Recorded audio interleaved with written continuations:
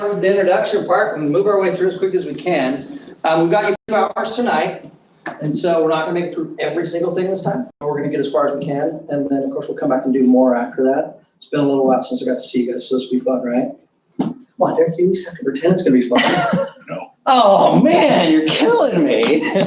So a little about us. I'll start with introductions, go up Chrissy, and then we'll get a chance to meet you guys and find out who's joined us today, if that's okay. So my name is David Brinkman. I'm a leadership development specialist for the Iowa School Boards Association. I am our only staff member that does not live in the southern Idaho areas, so we're clear out of the Bonner area. I'll tell you a little bit about me right there if you've been up north. I travel the state. I get a chance to work with boards all throughout. As the whole pandemic hit, I said, well, that's great. I'm still going to work, and so I have the entire time. Gotten a chance to go to almost every district and charter that's willing to be open during it. So it's been a lot of fun. My role, I actually spent 8 years on a board prior to this, and you guys know that, so I've gotten to experience some of the ups and downs that come along with that as well. So I'm absolutely passionate about what we get to do. Part of it is I have 2 kids of my own, so what we get to do impacts them on a daily basis. Makes me a little bit more invested in it. My daughter's now 16, so she's going to be a junior in high school, and I get grayer by the day. That's how that part works out. She's that ultra high achieving kid, so she's one of the things that makes me really excited about the Fast Forward program and all those things we get to do. For instance, she's 16, she's going into her junior year of honors, and she finishes calculus this year, so they don't know what they're going to do for her for math her senior year, even though there's a high school math requirement your senior year. So there's some really cool stuff for kids that way. I'm a football guy. I call games on the radio still to this day because don't have time to coach, but I still like to give back. And so the fun part for me is that my son was born and I thought I'm going to have a football player. So when he was at 4, I put him in dance because, you know, Walter Big and Lynn Swan, those guys. And Logan is 12 and he is a phenomenal dancer. He's a great tap dancer and does ballet, and football lasted 4 days. You don't get everything you want out of life, right? He's a photographer. He's actually a very talented photographer. It's actually where his talent lies. And I have no eye for that at all. So he got that, I think, from his mom is where all of that comes from. But I love that we can, you know, we get a chance to work with kids from Logan to Liliana and everything in between. And that's what I'm really excited about and what you get to do and what I get to do. I'll introduce you to Chrissy and then we'll find out a little about you guys. Hello, I'm Chrissy Lamont, and I do love glittery things, including sparkle and glitter. I just said that because Alicia was like, I need glitter to throw at you. And I'm like, I will buy you some. Because I like to put my sparkle everywhere. But I am a leadership development director, and I've been in this position. I just completed my 6th year with Idaho School Boards Association. Before that, I worked in the Salmon School District there for 5 years as the administrative assistant, the board clerk, and the business manager. So I've had my hat in those employee roles. And I give a lot of like, check yourself before you wreck yourself to myself and to my board members. I tried to help them. I was like, I've mommed them a lot because I wanted them to be a good board and also stay out of trouble, but also do what they needed to do with their community and serve in that role. So I tried to make sure we as a team now bring resources to all districts in the state to help them rather than just trial by error. I have 2 amazing kids and they are just like me, except maybe more awesome. And they are 19 and 16. And my daughter graduated high school with her pharmacy technician certificate. So she's working at a pharmacy as she goes to college. And then my son is, he is just my challenge. He loves sports and he is very clumsy. So we dealt with a lot of broken bones and stitches. But right now he is doing a lot of construction. He likes that hands-on, so he likes those opportunities.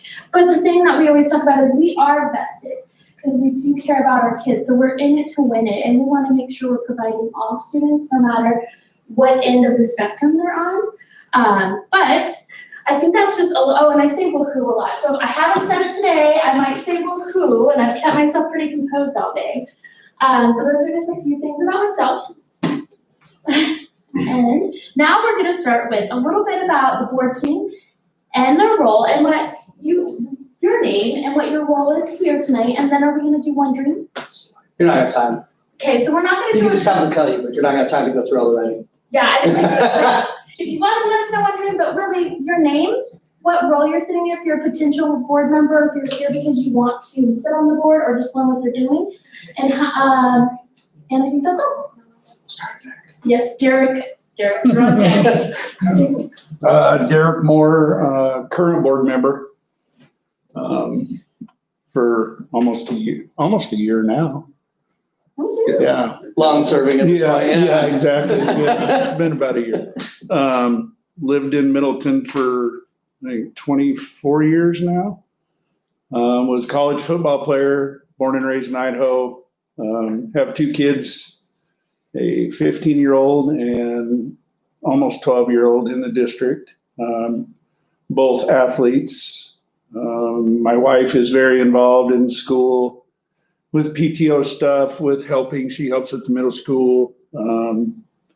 We're entrepreneurs. We own a number of businesses. And that's about it, I think. Enough to keep you busy. Oh, yeah, 100 miles an hour. Alicia McConkey, I've been on the board for 3.5-ish years, something like that. I have 4 kids. I have one in high school, one in middle school, and 2 in elementary. I actually grew up over the hill in Emmett, but we've lived in Middleton for 6 years now, so stayed close. Awesome. Excellent. Kirk Adams, current board chair. I've been here about 15 months. And when I said yes to applying for the position, I didn't know exactly what a school board trustee did. I knew Pete Long because he was my neighbor when I first moved here, and I talked to certain people about it.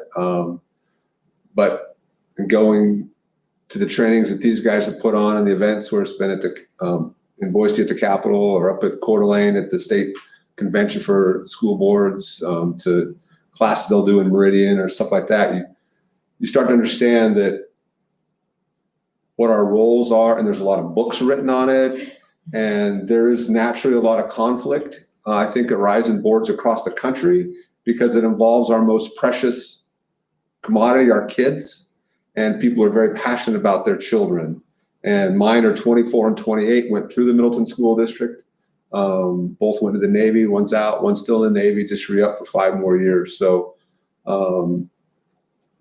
getting on the board and then being trained has been helpful to understand how we work as a team, how we have a community piece, a board piece, an administration piece, and a teacher piece. And they all blend in different ways, but the school goes as the community goes. The community goes as the school goes. And the board is that liaison from the community and this governance piece. And the school is running their we hire a superintendent, and then they run the day-to-day operation.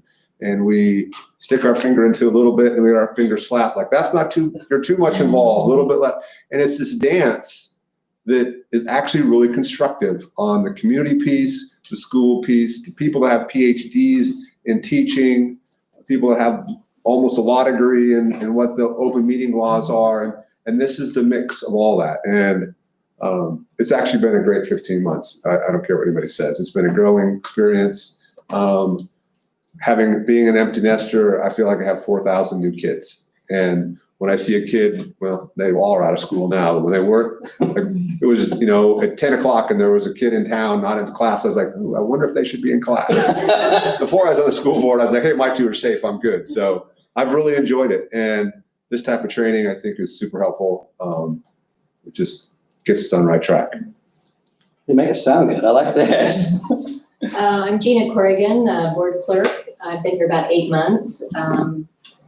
Prior to this, I worked out at the penitentiary. And then before that, I worked 20 years for Boise Cascade Corporation in the legal department.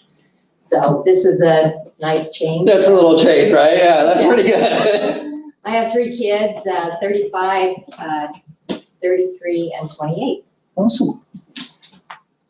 I'm Brad Bingham. I'm a resident of Middleton.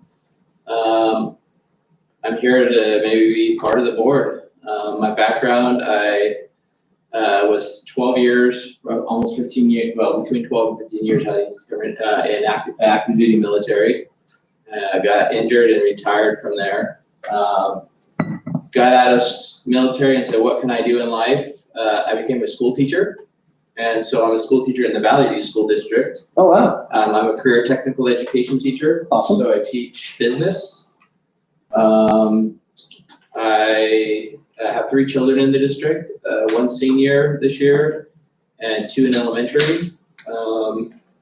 My wife's a substitute teacher in the district. So all of us are both of us are teachers in some way.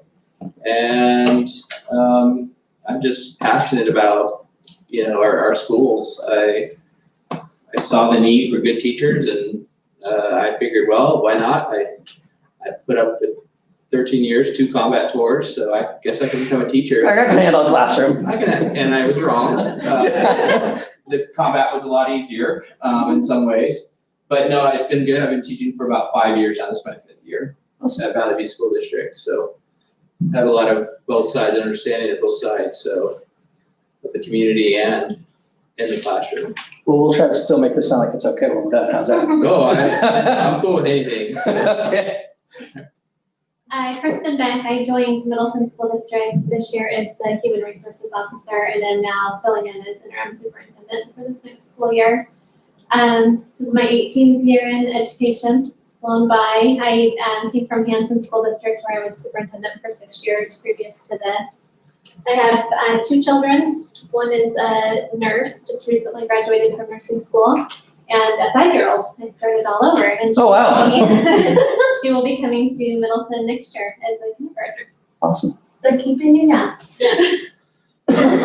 Jason Boyd, 4 kids, 2 of which are in the Middleton School District. Cooper, my oldest, starts his freshman year in high school. I'm an 8th grader. My younger 2 attend the Caldwell School District, where my wife is a teacher. She's been a teacher for 16 years. I'm here because I feel like we need people in the school board. We've got 3 great members now. There's 2 vacancies, and it's going to take obviously 2 more people to fill in.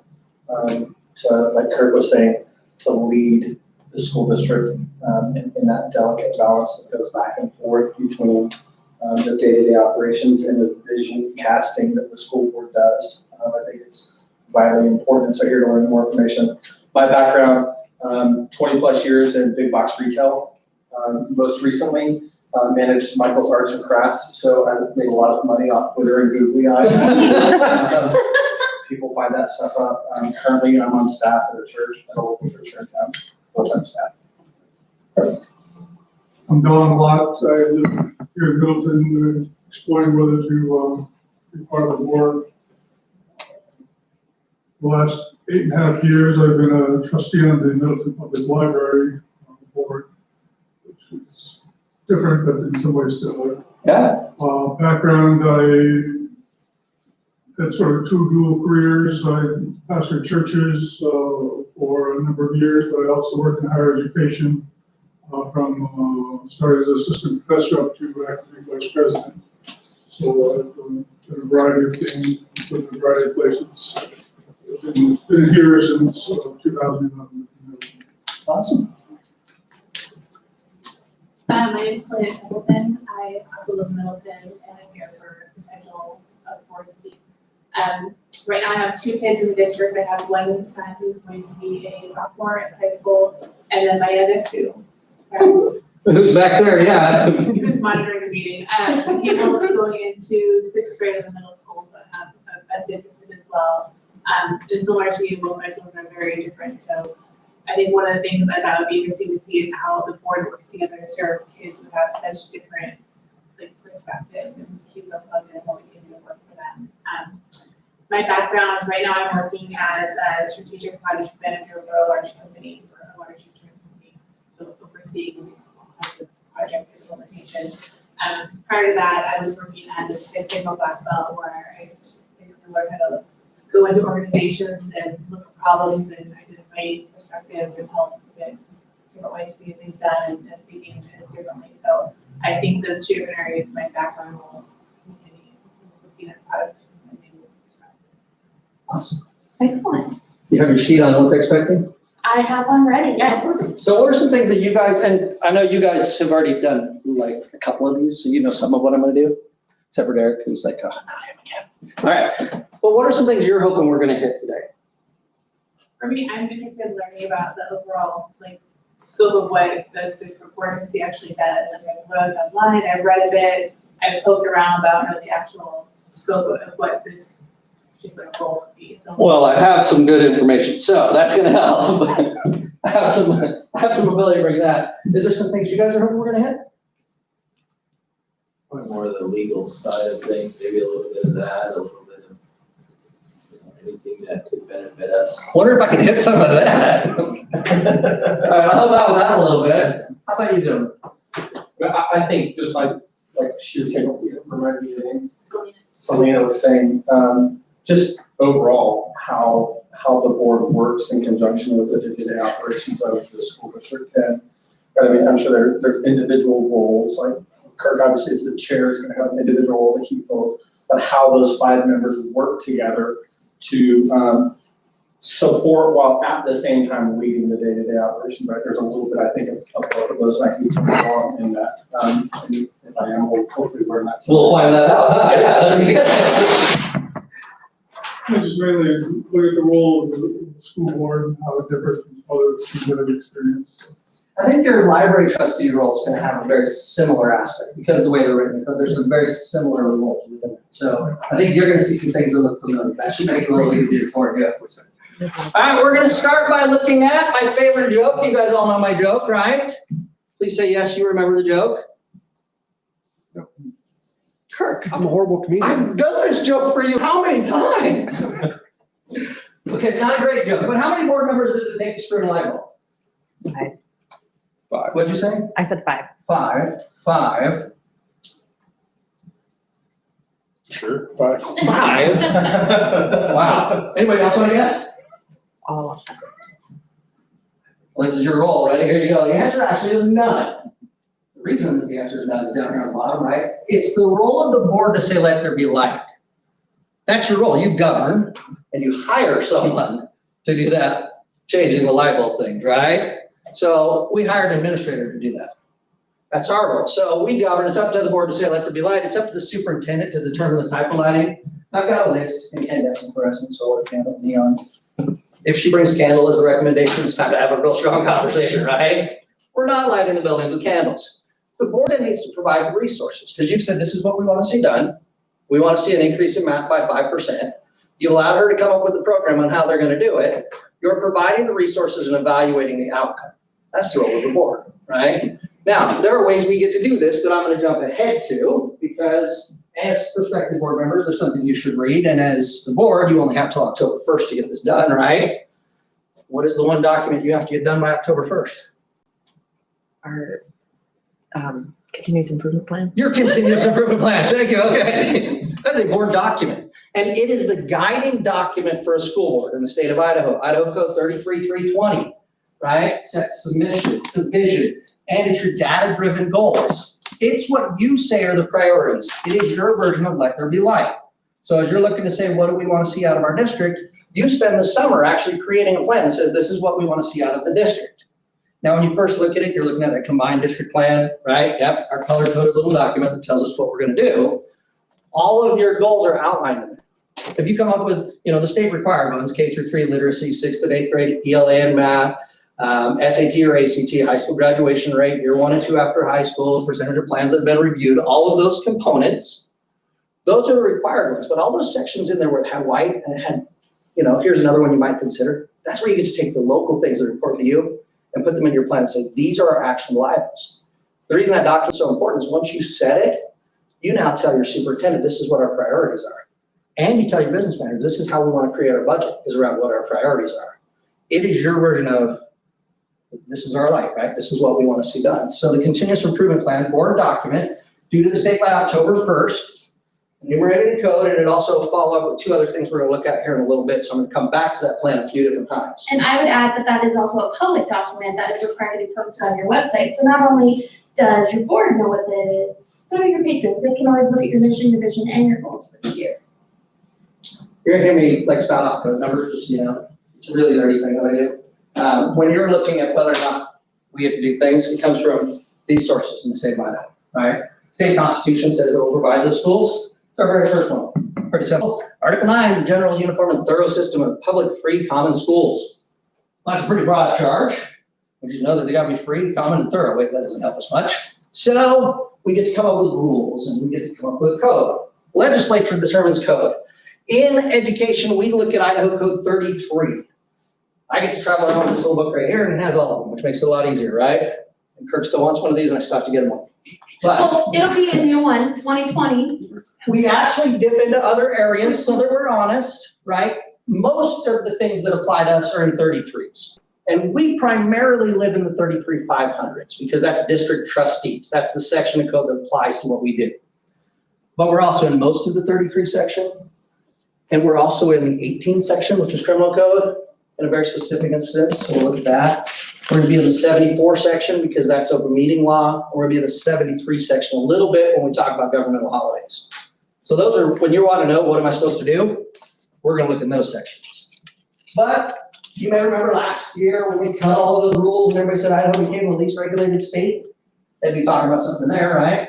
They're talking about rule, and those are different than code. So we create a code from the legislature, and then it goes over to the State Board of Education. And the State Board of Education will then create rule based on the code.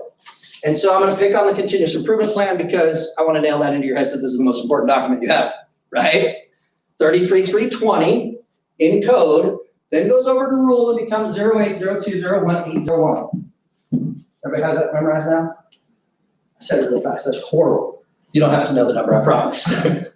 It's 080201-801. I don't trust. He's writing it down, so there we go, I okay. write it down.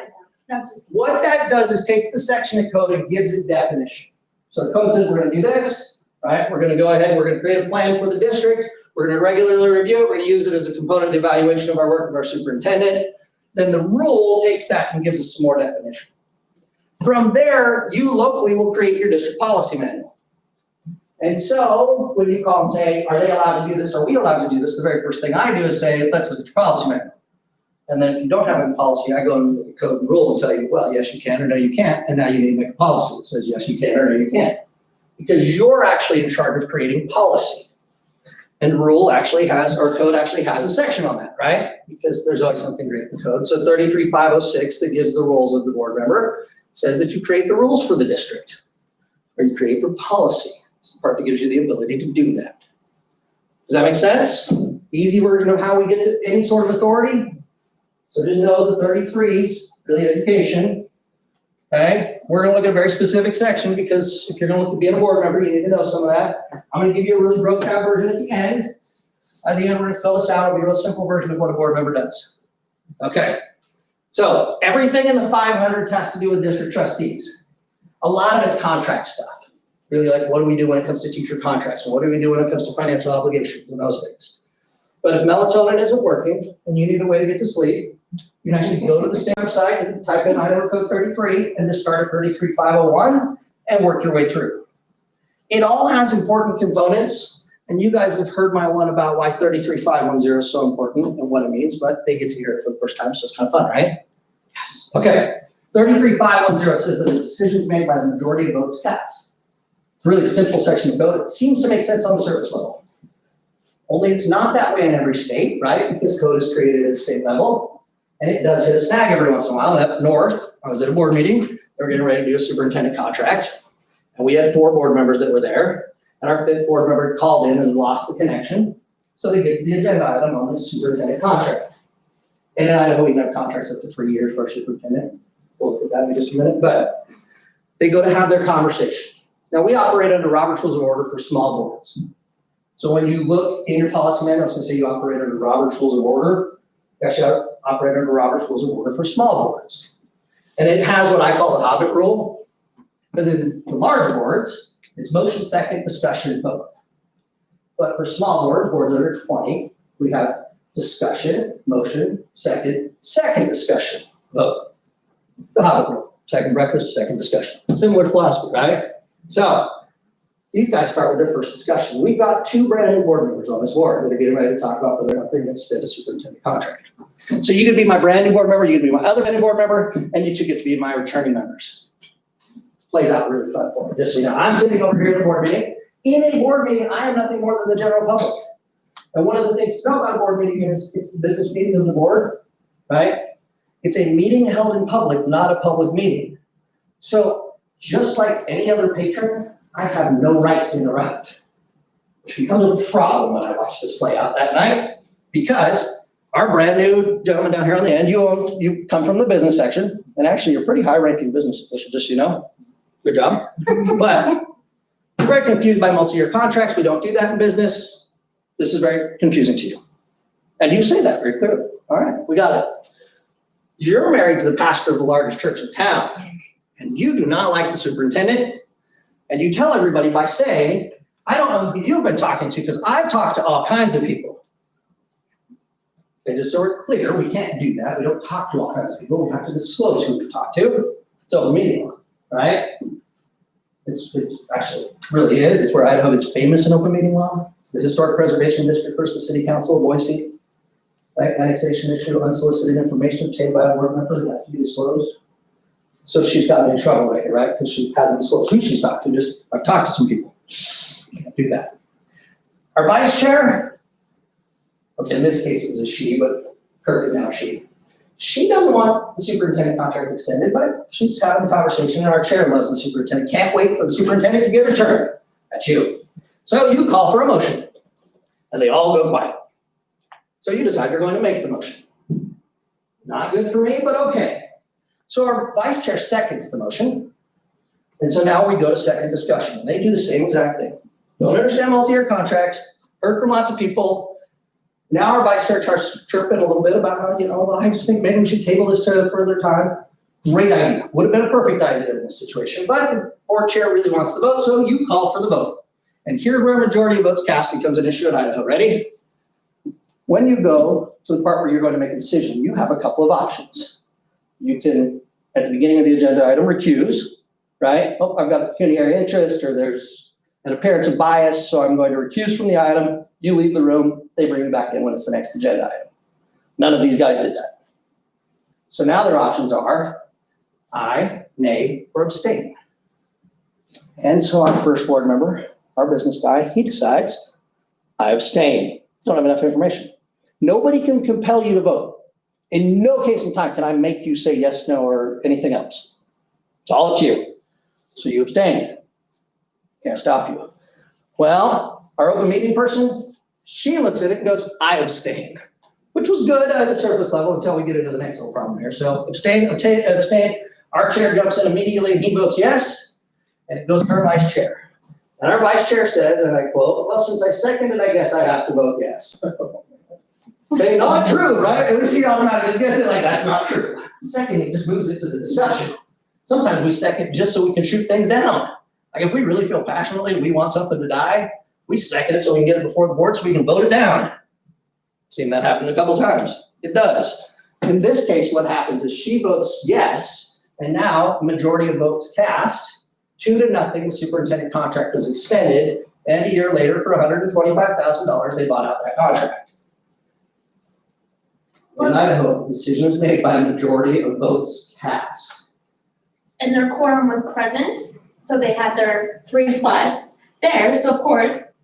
That's a valid open meeting and turned into a little bit of a problem later on. So as you're reading through those and you think, well, this doesn't really mean anything, well, that's no big deal.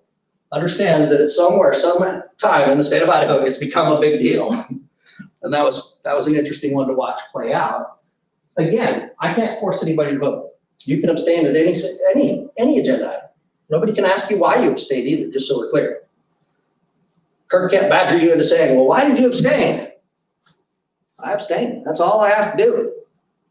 Now, if you want to go on record and say, well, I abstained because I just don't feel like we have enough information. I think we should have tabled this. Let's go back earlier and table it. That way we don't have to worry about this conversation later on.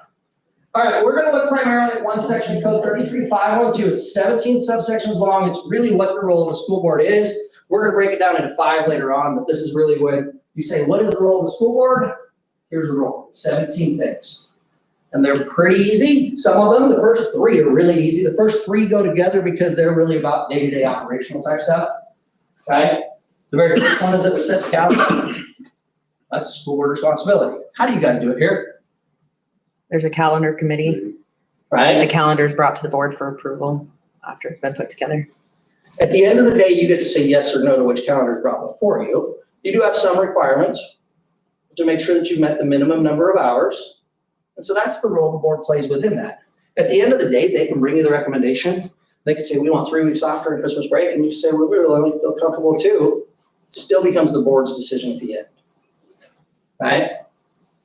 Even if the committee recommendation is something different, it's still a recommendation to the board. Until the board says yes or no, it doesn't exist. But the calendar is your responsibility. Like I said, the first three are really simple. A calendar is not that confusing.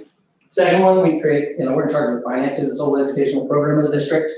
So adopt, carry out, and provide for financing of the total educational program in the district.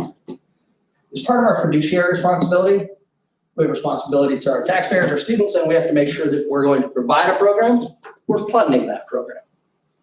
It shows up later in other sections. This is under the powers and duties. The definitions for this are going to be in the 33-700s and 33-800s. But really, when we're in here, learning what is the role of the school board, we provide for the financing of this. Now, again, the continuous improvement plan. I'm coming back to it. Why? Because it's so important. We're going to set the priorities there. And then when we get ready to have our business meeting and we're looking at whether or not we feel like we're funding things the right way, that's where we're making sure that we fund the things we said were our priorities. So that's why it's so important that we've set it in our documentation. This is where we've set our priorities. And then when we're sending our business manager and superintendent off to write our budget to bring us a proposal, we can look and say, were our priorities met? Did it actually meet what we said is important to us as a board? All right, the third one's pretty boring. Provide textbooks and supplies. That's a really simple one, right? To provide or require pupils to be provided with suitable textbooks and supplies. For advice, you can have a textbook adoption curriculum committee under 502A. That one just outlines who's on your textbook committee. Now, this is a big deal in Idaho right now. We're looking at the difference between standards and curriculum. The board's in charge of curriculum, right? He's an educator, so he does this one. He's got points ahead of us, right? But there's a big difference between standards and curriculum.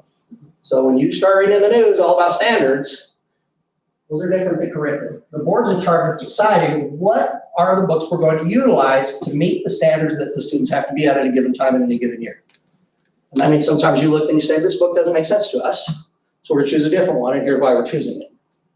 You probably use industry staff to bring recommendations, right? Derek says yes, everybody else says maybe. Okay, we're going with it. You do. Yes, we do. At the end, this is where you get to say yes or no, though.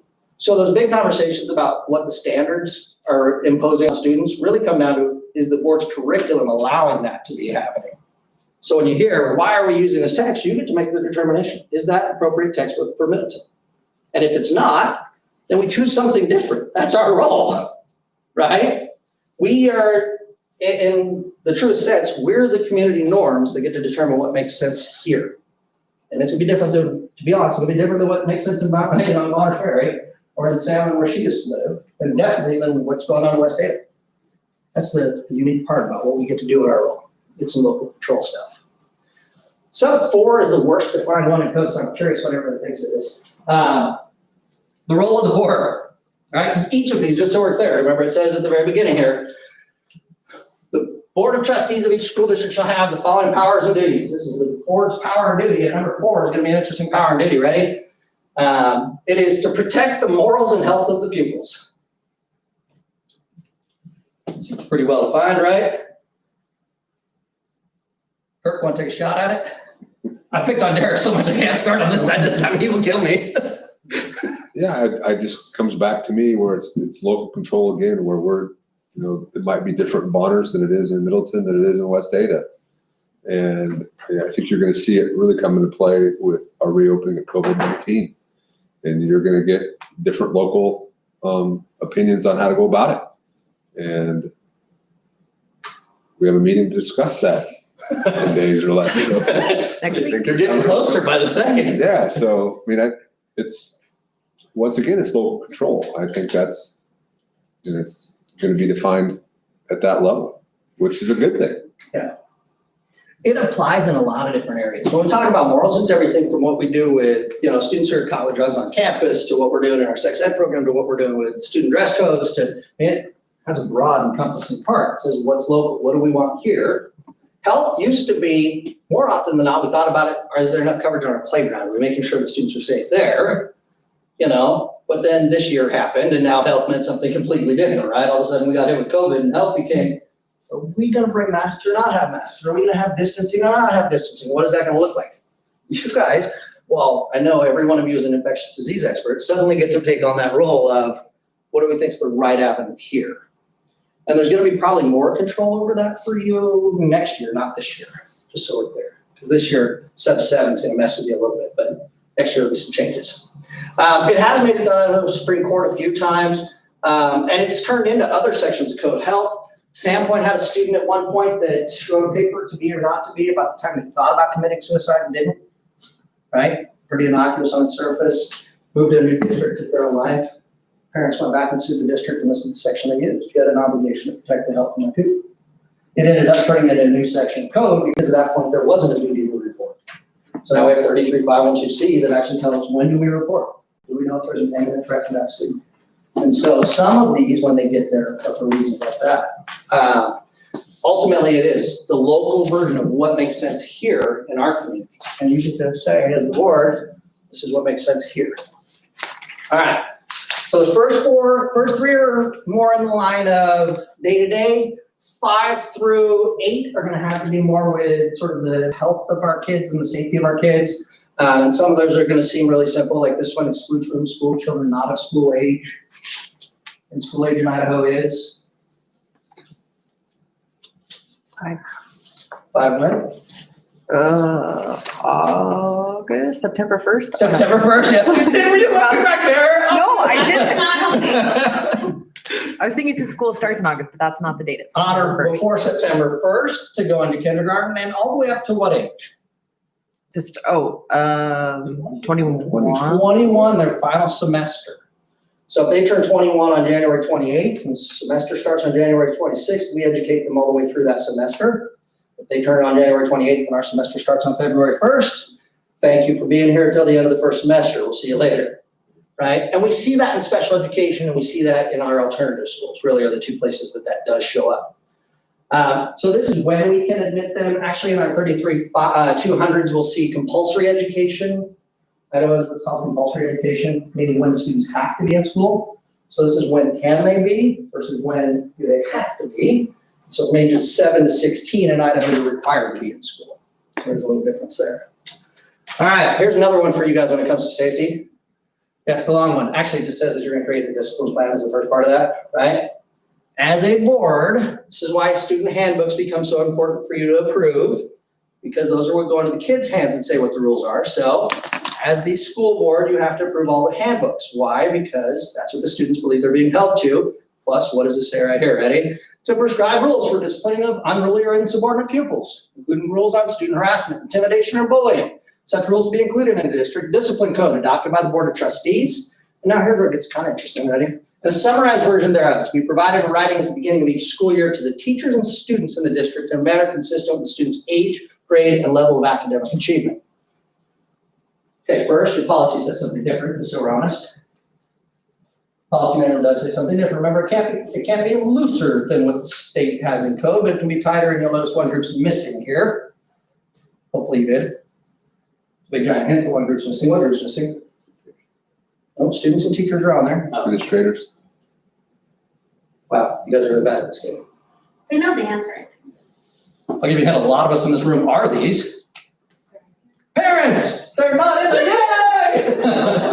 Why is it glitter? For some reason, for some reason, code excludes parents. Your policy manual does not, because we make sure that when we bring mom and dad in to say we're expelling your kid or we're suspending your kid, yeah, you knew this was happening because that was the rules we told you at the beginning of the year. The other thing that's kind of interesting about this one is it recognizes that not all of our students are at the same spot, right? A manner consistent with the student's age, grade, and level of academic achievement says that we have some students that are definitely right here at grade level. We have some that need to have it read to them. We have some that are going to have auditory issues. We have some that, and so we're making sure they understand our rules, not just we gave you this, sign it, and we're holding you accountable to it, but you actually understand what it means when we give it to you. It gives us a good defense when they bring it to us for expulsion later on. Hey, we made sure this was given to you in this manner, and we can prove it. We have a file for it. All right, we're still in our kind of mid-safety stuff here. 7. Yeah, this is a big one this year, right? One you talked about a lot this school year. Yeah. You know what's funny? Up until this school year, we barely talked about this one, and we only talked about it because Idaho doesn't require immunizations. And then this year happened and threw it all sideways. But it does have a component about immunization, so we'll start there, and then we'll go to why it impacted us this year. So the first part says, we're gonna make sure we protect kids, right? We're in our safety part. So exclude from school. pupils with contagious infectious diseases, those who have been exposed to a contagious or infectious disease, and those who are not immune and have been exposed. So we have that whole list, right? If you're actively infected, if we believe that you've been infected, or if you have not had immunizations and we suspect that you've been infected, we're gonna remove you from the school so we can keep our kids safe. And that used to be an issue. Used to be something we had to do, right? Last year, it was over in Lewiston. Because they're right there on the Washington border, and what happened in Washington last year? Measles. Measles came out, yeah. Well, they have a large population there that doesn't like to do immunizations and also likes to travel to Washington. So they had to say, well, you're gonna stay home for a few weeks, and we're gonna provide you an education from home until we can feel comfortable bringing you back. This is what let them do that. But then this year happened. And so the second part of this became really important. Because it says, and to close school on the order of the State Board of Health and Welfare or local health authorities. Now, it doesn't say, and accept advice from local health authorities. It says to close school on the order of, which has become a little bit of an issue for boards throughout the state this year. If you were West Side School District in May and you had 0 cases, so obviously 0 spread, and you had a board, a superintendent, and a community that said, we want to go back to school, and the regional health authority said, too bad, guess what happened? Stayed home. You did not get to go back to school. This one's going to show up in the legislature this year. I already know because multiple legislators have been talking about, they're bringing it up. Because the struggle here becomes that the non-elected official gets to then take control of the elected official's role. And so you're gonna see a little bit of a battle there. It'll be fun for you this time when you go to watch the session, Bert, just so you know. And it's an important distinction because some of those areas didn't realize this was what that meant. They thought, yes, we have to go and ask them, do they feel comfortable? And then we take their advice and then we say yes or no. Unfortunately, they ultimately get the authority right now to override it.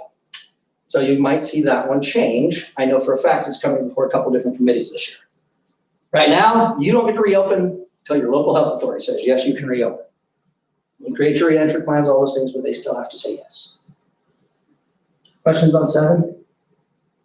I forgot to ask some questions on the other ones. I'm trying to make sure I get through all of them as quick as I can. I'm excited about them. I don't know about you guys. Eric's getting better about them. All right, 8's an interesting one. It's a history lesson. And as a guy who majored in psychology and minored in history, somehow trained school board for a living, this is an interesting one too, right? Equipment to maintain a suitable library or libraries in the school. That one's not that interesting. You have to make sure that your library or libraries, you'll notice that it doesn't define what a library is. That's important because we have online digital learning, right? We have a couple of charter schools that are public schools in the state of Idaho, but they're completely online. They just have to provide access. But the next part's kind of interesting because it says and exclude therefrom and from the schools all books, tracts, papers, and catechisms of a sectarian nature. And I will not pick on you or you because you actually work in that field. So what's a catechism of a sectarian nature? People who are not those two, and I gave you the right hint right there. I have no idea. Maybe religion. Yes, right. I should have given it away. Like the two people who worked in churches. So, religious text. Back in the 50s, Idaho was a little progressive. Bet you didn't know that about us. Because, by the early 1970s, we had the separation of church and state. We got the Supreme Court rulings on it. But in the 50s, we got in a little fight in the legislature between 2 religions. And you guess which 2? Mormons have to be involved. Well, there's one group, right? The LDS Church was one, and what's the other one? The Catholics, that's the other ones. They did not like that the LDS Church was starting to get more and more members, and they felt that they're trying to convert folks. And so what did they say? They said, we don't want your books in there. So then they decided we're just not going to allow any. So they went so far as to put it in code in 1954. It became a unique statute within Idaho before we got into the separation of church and state. So we're going to have more of that. I will also tell you, as the guy who's been to, I think, everyone now, right? District and charter is the most violated section of code. I will do workshops in libraries where it will be a shelf right behind me of all of the different texts. Yeah. And my daughter thinks this one's hilarious because it tells her something that none of the rest of her friends know. She'll be like, I'm supposed to get in trouble because we have. And I'm like, you're not getting in trouble. I promise. He rehearses in front of his kids. They're potential board members. They will never serve now. All right. So we've made it now. We've got day-to-day operations. We've gone and looked at health and safety because I didn't write them in this order, but that's how they go. The next two go together and they have to do with times we take off of school. So 9 says there's 5 holidays you have to take. That's really the crux of this one, right? You take off New Year's Day, Memorial Day, Thanksgiving, Christmas, and Independence, which I don't know why I put it at the very end. It's not in order. But those are the 5 that are required. You have to take all of those off. I find irony in the fact that in subsection, 8, we're talking about catechism and sectarian nature. The very next one talks about making sure you take Christmas off. See, they smirked on that, but you wanted to laugh. That was so close. That's ironic, right? All right, remember I said that we're mostly in the 33s, but every now and then we go into other sections. Here's one of the other sections. Other holidays, enumerated in 73-108. Will be identified. 73-108 is bank holidays. So if it's a bank holiday, Idaho Human Rights Martin Luther King Jr. Day, that's an example, right? That's a really long title. We just have to make sure that it says it on our calendar. Doesn't mean we have to take the day off or do any of those, but it does mean that we have to recognize those exist. And then any other days that the State Board of Education may designate following a proclamation by the governor would also be considered a holiday. But there's one holiday that they like, even more than the rest. He's gonna like this part of code. True story. Why? Because, well, first it tells us we have to have a flag staff, a flag pole, and erect a flag on each of those, except during inclement weather, right? We're gonna treat it with respect, those kind of things. But it says something else. So first, erect and maintain on each schoolhouse or school grounds, suitable flag staff and flag pole, display thereon, flag of the United States of America on all days except during inclement weather. Great. Then it says, when each school is in session, for each Veterans Day, each school in session shall conduct and observe an appropriate program of at least one class period remembering and honoring American veterans. That's a pretty good one, right? Okay, yeah, that was the best I got on that. Well, I mean, our district doesn't do anything, so I had to. Well, now you gotta go talk to him. Well, I knew it already, and I was like, they sent us a cheap video that we put together, and I was like, are you serious? Is this the one you're working at? You're like, because guess what Middleton does, right? So I was about to say, you guys do a whole lot different. No, Middleton does a great job. Creek, man, they blow it out. Yeah, yeah, my kids were, whatever, it was awesome. Me, I got a little email saying, I think you served, so here you go. No. That would be my favorite time when we are going to school districts. It's my favorite time to see those ceremonies and everything that each local does. Oh, it's Oh, okay. Middleton. It's an invitation. Oh, see, he's got it all set. Yeah, the kids did a wonderful job in elementary school, and I know the high school does it, I just could only make one. I love it. We always have the problem of having our convention during Veterans Day. I know, but they every changed time. the word of the Air Force song, it says one hell of a roar, and they told the elementary kids to say one heck of a roar. And I was like, come on, say it loud. He didn't do it. You can start singing it with them. So that one is unique. They take one holiday and make sure that we understand that it's a little bit different. And it's the only time that they give us a description of how long you have to do something. Although it's interesting because if you're on a 4-day school week, your class is going to be a little different than your 5-day school week, which could be different than a block schedule. You just have to make sure it meets one class period. All right, 11, 12, and 13 go together. So we started with, 1, 2, and 3 were about day-to-day operations. 4 through 8 were all about some safety things. 9 and 10 went together because those are on calendars, right, or on our holidays. 11, 12, and 13 go together. 11 and 12 are some authority things, and 13 is our role. So 13 is going to be the most important one. At the end of the day, the only one you have to know. I've told you guys this for years, so hopefully we know that, right? The only one you have to know, 33.512, subsection 13, is the only one you have to know. All the rest of these are great. I'm going to put them in an easier format, but there's one you have to know. All right, so here we go. 11 says, you have to make sure kids are safe by keeping adults out if they are a disruption. Actually, any person that's a disruption to the educational process. So you as the board have some authority about who can be in your buildings. Right? And you create in policy the ability for the superintendent to exclude these folks that do stupid things. But at the end of the day, we want to make sure kids are safe when they're here and that they have an environment that's conducive to learning. So that parent that starts to blow up, and we try to de-escalate them and they choose not to, we have the ability to have them removed. And you as the board get to determine that. So you'll see it says very clearly, right, prohibit entrance onto each schoolhouse or school grounds, prohibit loitering on schoolhouses or school grounds, and provide for removal from schoolhouses or school grounds. Any person or individual who disrupts the educational process or whose presence is detrimental to the morals, health, safety, or academic learning of the pupils. Pretty broad scope. Our role is to make sure that our schools are there for kids to learn.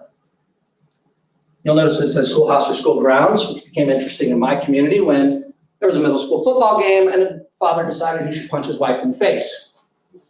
Still school grounds. And so we expelled him, just like you do a student, and he was no longer allowed back in our buildings or on our property. And that meant that his parent-teacher conferences were with the sheriff, down at the sheriff's office. Because we didn't feel that that was an appropriate person to have around our kids, right? Sure, I love football. I mean, right? Mm-hmm. But not once have I been at a game and thought, geez, I should pop my wife in the face right now. Which is not a thing that happens. So he did, and from there, if they try to come back the first time, it's a misdemeanor, and we can have it go up from there. So 11, we need to make sure that our environment's safe by saying there are some people that can't be here. Sandpoint use it for a completely different reason. I pick on them a lot, but they're really south of me, so. Okay, everything's south of Orange, just so clear. But they're directly south of me. They had a gentleman who thought it'd be a great idea to go to the high school and litter the high school students' parking lot with white supremacy pamphlets. Okay, I'm not sure what makes anybody think that's a good idea. Just so we're clear, not a good idea. Definitely a disruption to the educational process. And so they expelled him, and then the Sandpoint Reader, the local paper, actually got the footage from the cops when they gave it to him because it was a public record, and then they put it right there on their website, so you can watch it. It's a lot of fun to watch. All right, 12 gives us some more authority. 12 is gonna be one that has to do with, well, one of my favorite things, right? I told you, I'm a sports guy. It's true, still call games. We get to be in charge of them in one area. We are not athletic directors, but we do get to say what it takes to participate here. Yeah, this is a local control issue, and we're gonna see why. See, he's trying to read through it real quick so he knows. All right, ready, Derek? This is why. Starts with supervise and regulate, including by contract with established entities. So IHSA is the great example, right? We have a contract with them, we make some determinations about high school activities. Those extracurricular activities, which are by definition outside of or in addition to the regular academic courses or curriculum of a public school. Once we attach a credit, we're gonna get into some trouble here, but up until we attach a credit, we get a whole lot of rights. Let's see. And which extracurricular activities should not be considered to be a property, liberty, or contract right of any student. Extracurriculars are not a right. They go even further to say, and such extracurricular activities shall not be deemed a necessary element of public school education, but shall be considered to be a privilege. This section gives the boards in our schools throughout the state a lot of authority to make decisions about what the requirements are to participate in extracurricular activities. IHSA may say it's a 1.8 GPA. You may determine you want a 2.2 GPA, right? You may decide that students who participate in extracurriculars, so not co-curricular. Understand there's a difference here. Co-curricular, we offer credit. Extracurricular, something in addition to what we do during the day. If we say we want to do random drug testing with student athletes, we're allowed to do that. This is the section that says the board has that authority. It's not a right to participate. Once we attach a credit, they have a right to the education, so we can't do things like that. We can't randomly drug test our traditional students, but to participate in privileges, we get to determine what it takes to participate. The part where you get a lot of authority, right? Just so you know, no stress there if you get on board.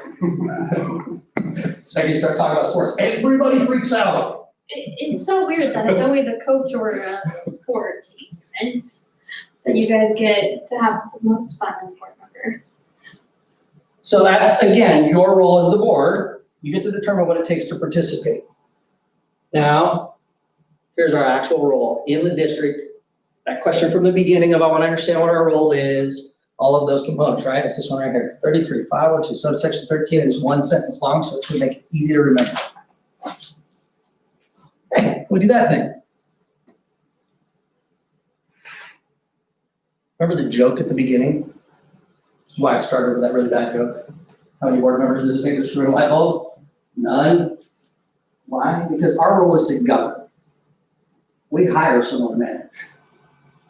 The reason that we talked about the continuous improvement plan early on is there's a document that helps us do this. Because we set the priorities for the district through that document. Our role as the board is to govern the district. It is not to be in the day-to-day. So when we get into that term micromanaging, right? No, we set the broader, this is what we want to see, and then we ask for the accountabilities. Show us that it's getting done. Yes, you get to determine what you want to do to make that happen. Show us that it's getting done, and do we see that it's meeting the needs that we've set? Right? And if we don't see that, then we get to redirect. Because we gave you this goal, this is where we want to be at. Okay, we don't like that way that we're getting there because it doesn't look like it's getting us there. Let's look at it again. What was our goal? If it was a 5% increase in math, pick on math because everybody did trash in math over the past few years, right? It's a true story for the state. It's not, I'm not picking on any one school. It was all of us. We did awful there. So we want to see ourselves increase there. We're going to tell her our goal is for that increase in math. We're going to put it into our continuous improvement plan. We're not going to say to her, so you're going to buy this curriculum, you're going to do this, and you're going to come up with this. We're going to say, here's your charge. We want this increase in math. Bring us what you're going to do to get us there. Because we're going to trust an educational expert to get us there.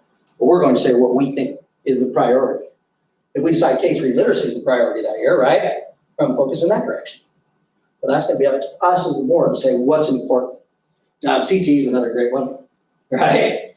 If you decide this is where all those white sections in the continuous improvement plan become so big, because if you decide we want to make sure every student has an opportunity to participate in the CT program, so we want to see if we can get every student to at least take 2 classes in CT before they graduate high school. You would put that into there, and then you would have them come up with a plan on how are they going to get more kids to participate. And then they would bring you the information on how many of them participating, what our total enrollment in those programs were, because we wanted to see that focus. Or if our focus was on our gifted and talented programs, or if our focus was on the amount of students that receive an industry recognized workplace certification, or if it's the amount of students that take some sort of, college or career class before they get out of high school. So percentage of students in AP classes or who have done dual enrollment. Those are all goals you get to say, this is what we want to see. You set the goal, then you give them the opportunity to manage it by coming up with how are they going to get you there. All right, now, this definition is not perfect, just so it's fair, but I'm going to use it because I define your goal a little better. It's not fair. It's from a book called Governing for Results. It's by Mel Gill. I ran it by the attorney a couple times and they still are okay with it, so I'm going to keep using it. That's how this works. I don't give you anything that comes back and looks bad for me. That's how that works. So Mel Gill's version is a process of providing strategic leadership by, and here's why I use this one. First, setting direction. I just told you the continuous improvement plan does it, right? Why does it do that? The very first thing in it is a clearly articulated mission and vision. Because the board are in charge of the mission and vision, so you set the direction. That makes sense. It's a very clear part of that. Every year you look at it when you go to discernment. Is this still what we believe our students should be accomplishing? You make policy and strategic decisions. Yeah, 33506, we just saw that. Overseeing and monitoring organizational performance and ensuring overall accountability. If we look at that and say that's what the role of the board is, we're going to hit everything that you really do in the course of your time here. You set the direction for the district. You make policy and strategic decisions for the district. You oversee and monitor the organizational performance, and then you ensure the overall accountability. Some of this is really the charge that you give to that person, so you can say, this is what we expect. And then ensuring accountability is you evaluate the work of that person, right? That's where a big part of that will come in. Some of it is from your plan, and some of it is just what takes place in the traditional board meetings. Questions on governing? Because that's really the role. At the end of the day, if I see you at convention, the very first thing I can ask is, so which section did I tell you to know? And usually you'll just say govern. You don't even tell me which section, just say govern, and that works. And if you don't believe that I do that, Kirk can tell you that I would do that to you. It's horrible and awful. But this is the thing with the school board. And, it's funny, because library board is their same role. They hire a library director, but they oversee what does the library actually do. They get some more foundational work that we get to do. But this is really what we get to do. We govern. And it's our role by statute.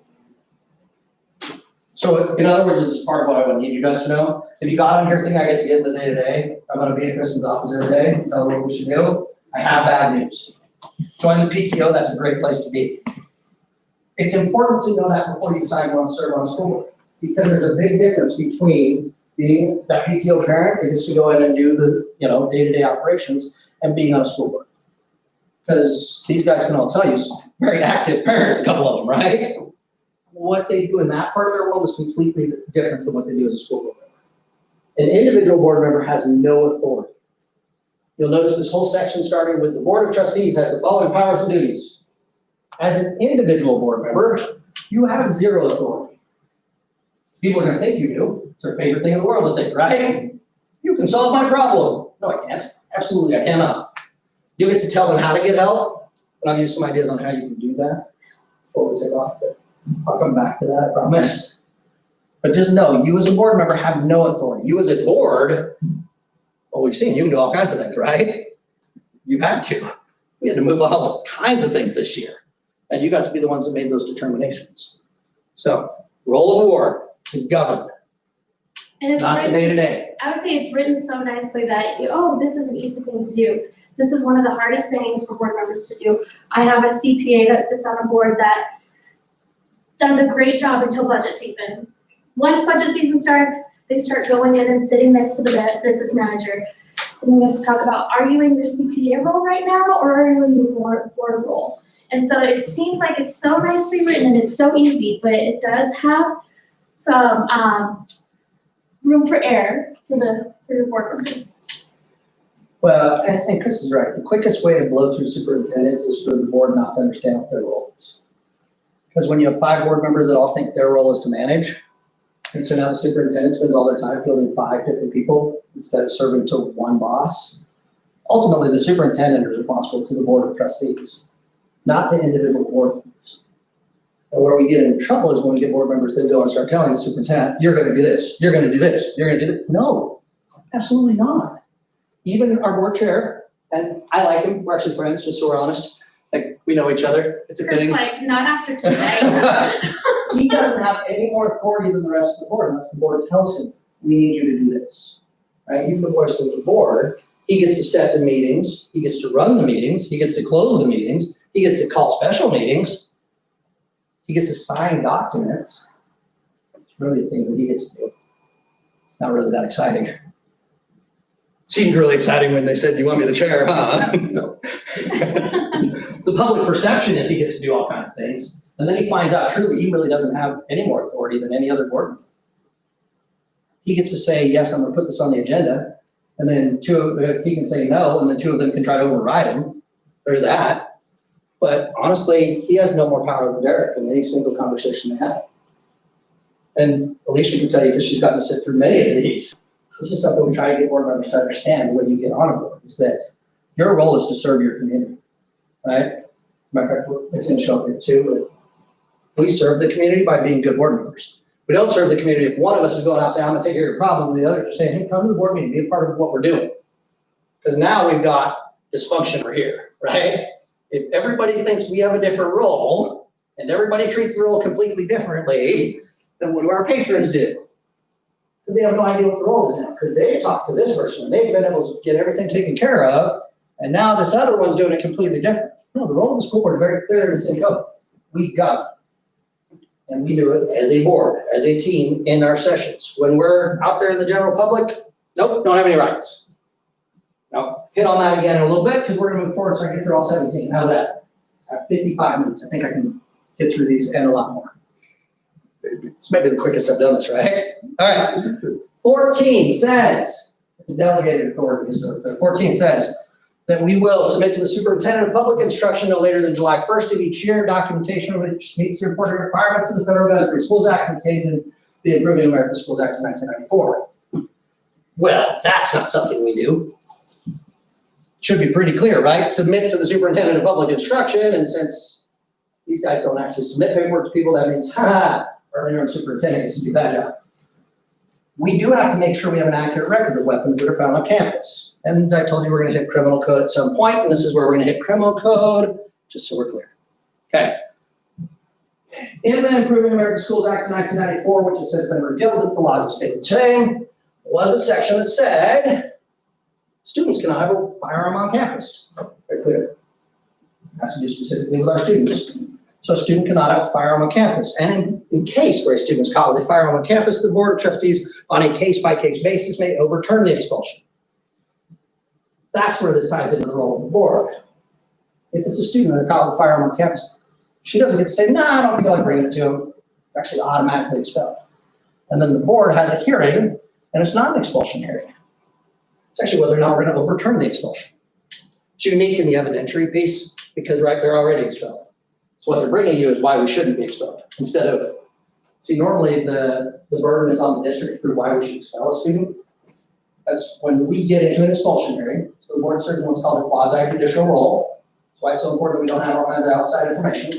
And a student expulsion is one of the great examples of this. So they're over here, and they get ready. Normally, when they bring that student in for expulsion, it's up to these guys to prove that student should be expelled. In this case, it's different, because they're already expelled. So now it's up to the student to say why I shouldn't be expelled. Because in the other burden of proof is really on the district, and this one it's on the student. And I've had to do this twice as a board member. And I've got people sign this, so you can hear both stories that are kind of interesting. Right? They're good, right? The first one's this. So I live in Boggs, yeah, there's beautiful, you should come visit. It's amazing. Trees, lakes, rivers, that's what we do. But we also do something that's not as fun to everybody in the state, but we like to go hunting a little bit, sometimes a lot. And during duck season, our drug dog was running through the school parking lot. And he stops at a truck. And so the student comes out, because that's what we do when we stop at a truck on a drug bus, right? And the student says, okay, I gotta tell you something. And he's like, I was out this morning, and so in my backseat is my shotgun. I've covered it with a blanket. Inside of my glove box is my shells, and I've got marijuana in my door. So evidently there's been change since we were all in high school, just so you know. Because it used to be we just went out and shot things. Now we gotta get high to go shoot things, which seems different.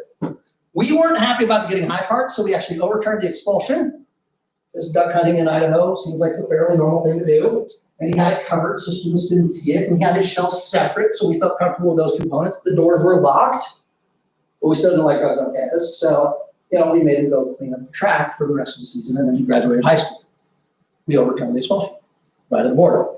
But we had the other one, which was, you may remember in Florida a couple of years ago, we had 17 students who were massacred. And later that week in Boundary County, what you didn't hear about was when our SRO was walking through the parking lot. And so he's walking through again, literally like the worst job in the world. Don't walk through our parking lot. Bad things seem to happen there a lot. But he looks in the back of the vehicle and there's an AR-15. This is just right after a mass shooting, so he's a little traumatized, right? So he opens up the door because, it's unlocked. So he grabs it and he goes into his office, and what does he find? It's loaded, it's chambered, it's an unlocked vehicle, it's in a school parking lot, and it's days after a mass shooting.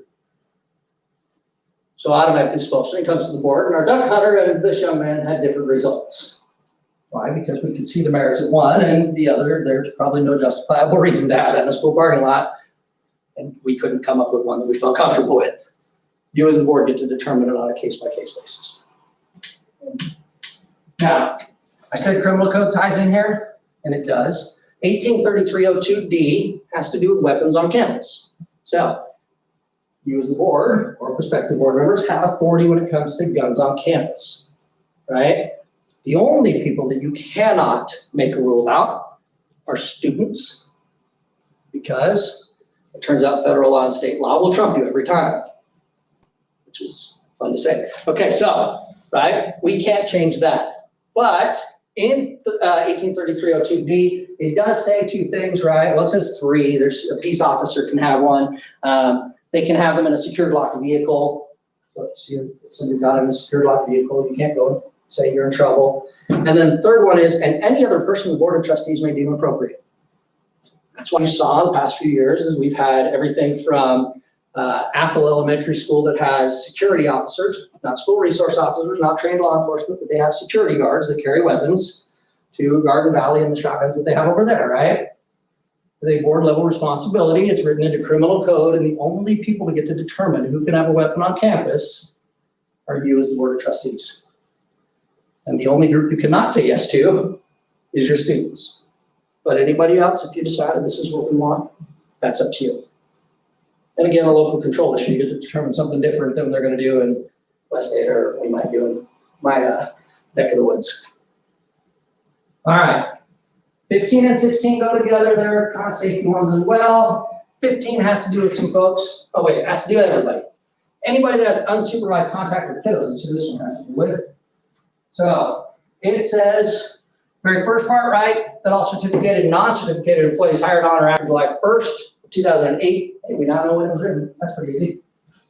Or other individuals. So here's where it's interesting. They're required under the provisions of 33130. 33130 in section B of it says, anyone who has unsupervised contact. It's our difference between a visitor and a volunteer. This is where we get into some struggles, right? Anybody who can have unsupervised contact with students is required to have a 10 fingerprint card submitted to the State Department of Education. Doesn't matter what their role is, doesn't matter if it's, if it's the parent that's going on the overnight trip with our kiddos, gotta have a 10 fingerprint card, right? Because we have an obligation to protect students. So this is the one that says, hey, if they have unsupervised contact, you have to have a process that you say this is what the board's expectation is.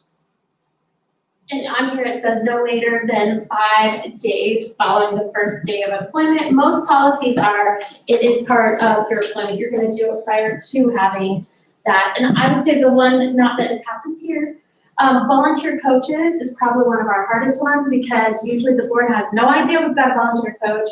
The administration doesn't know, and they've been around these kids without getting that background check. So that's when it gets a little more complicated, but it does say within 5 days, you can say you cannot be a volunteer coach at that point. But that is the most important thing, and I would say it's one of the ones that gives us all chest pain at night. It does, I think because we've seen it play out Right. negatively a few times now, where they didn't have the background check and something's happened to a student and it could have been prevented. This is a preventative measure.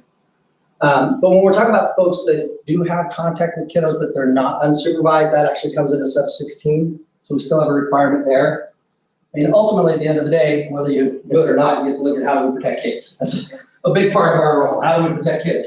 And 16 actually has a little bit on that. And so this one says we're gonna maintain a safe environment for students by developing a system that cross-checks all contractors or those who have irregular contact with students against the statewide sex offender registry.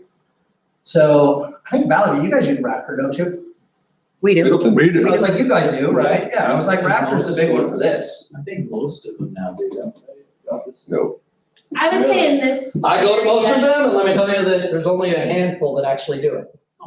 Well, some of it has to do with cost and contract and whether or not they want to do it. Hanson definitely does not. Right, that's fair. I've been there, they do not do that.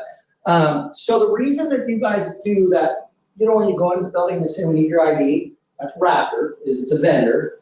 We don't endorse any vendors, but it's a pretty awesome program. What it is, is take your card, they scan it, and it checks you against the federal sex offender database. It takes it one step further than just a statewide. And then what it does is give you a sticker, and you slap that sticker on you and you just walk around the building, right? That's a level of protection for our kiddos, because they now know if you don't have a lanyard or you don't have a sticker, you're not supposed to be here. So you've met the statutory requirement, but you've also given your kids a little bit better sense of, okay, I know who should be here and who shouldn't be here. So awesome that you guys use it. You should do a presentation on it at some point, because we need everybody getting there. It's amazing who it's stopped. I mean, Mhm. our first year and it's okay. It's like, I don't think our school district does use it. Well, you should talk to your I think prospective cohort here. This year, we brought it up in meetings. I think an elementary school uses it as a test program. I don't think the whole district has implemented it yet. Yeah, and again, we don't actually support any vendors, but I'll be honest, I work on the school safety side of things quite a bit. That's really a big part of my role, and it's a really strong program. Yeah. Because it doesn't matter if I'm going into a charter or I'm going into a school with 35,000, a district with 35,000, or I'm going into a school with 100 kids. I know they're gonna have that. I know that I'm gonna have to wear that sticker. I know the kids are gonna know I'm allowed to be there. Well, as a parent, I love the fact that it has the photos.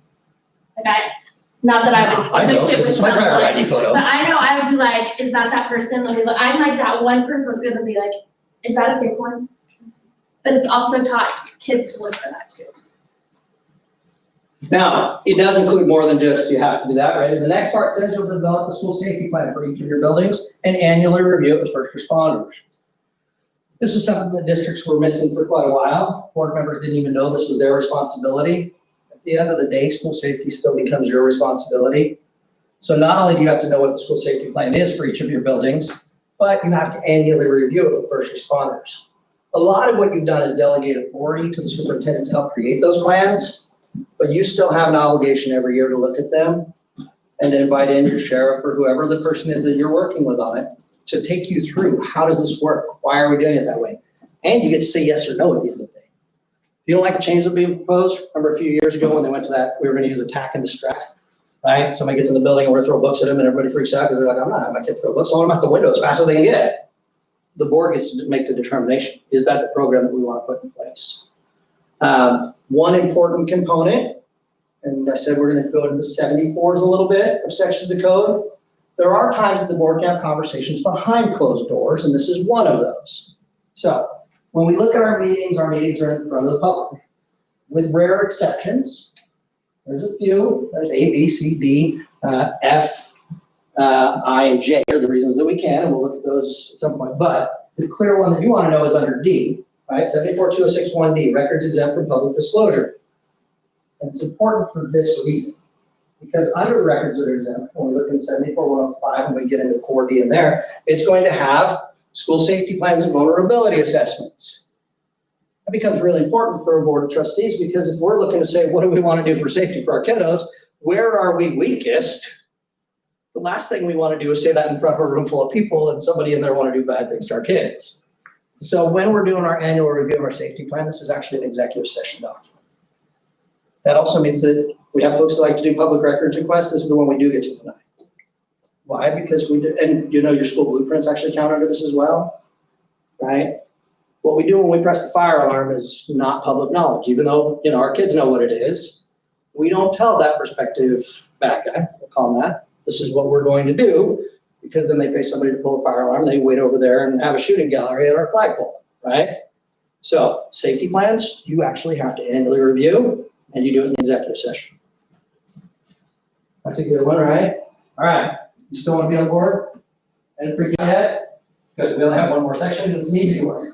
All right, our last one is this one, and it says, provide support for teachers the first year. Oh yeah, I gotta forget to do this, right? I'm sorry about this one, because I helped create this one. Yeah, if you can't tell I love code, Kirk wasn't kidding, I spent a lot of time on this. So I was very excited when I got asked to help create a section of code. That's, I mean, kind of into it a little bit. And we had a group that involved some superintendents, it involved some board members, and we came up with a section of code when we were looking at going to the career lab.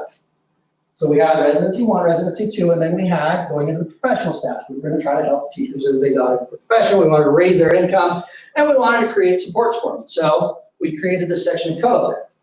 It says we're going to provide support for teachers the first 2 years in the profession in areas of administrative and supervisory support, mentoring, peer assistance, and professional development, focusing on our first couple of year teachers. We attached a fiscal note to it. The legislature said, we love that section of code. They created it. And then they erased our fiscal note and gave you leadership premiums, which up until this year seemed like a good idea, except for if you looked at your 5% holdback, what did they take out?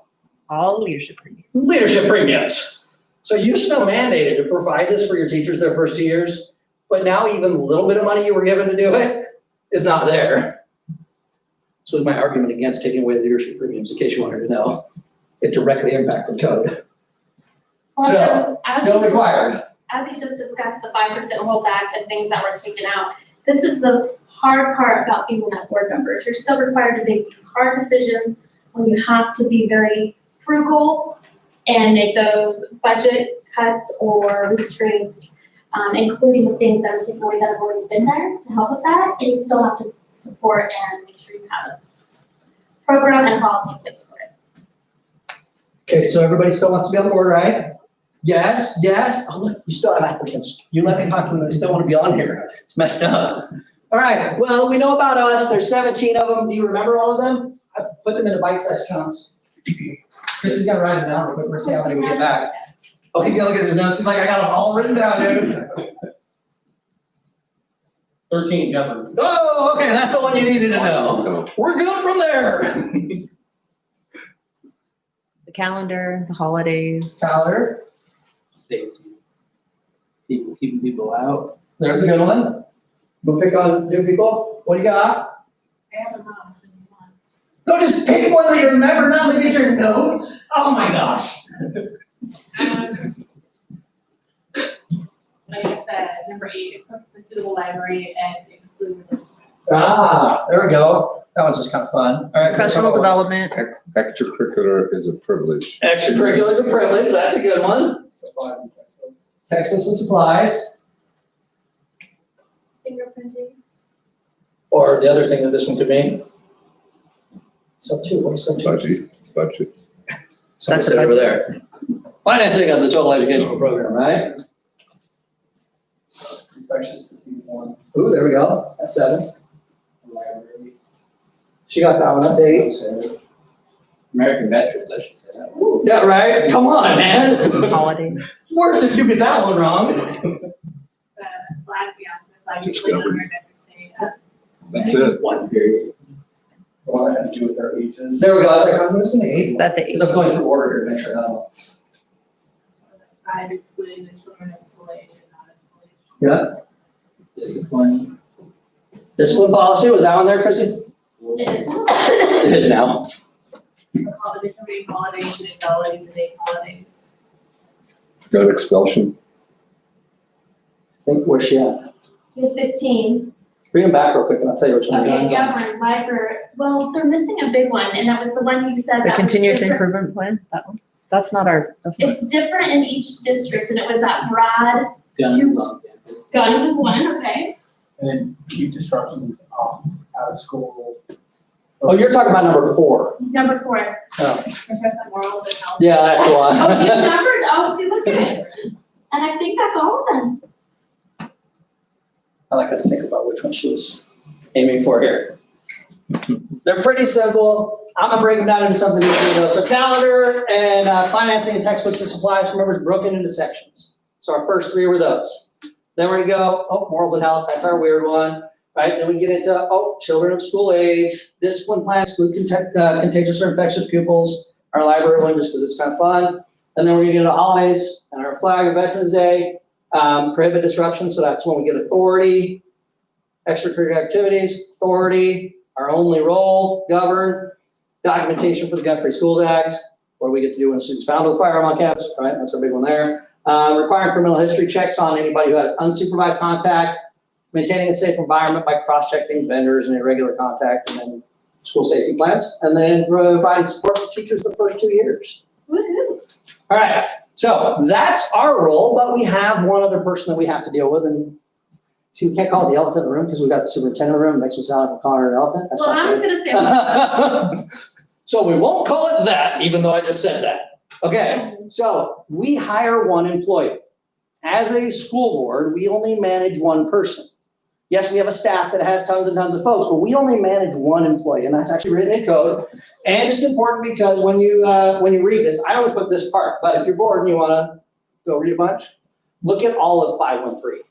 Because here's where board members get confused. We approve the contracts for every employee.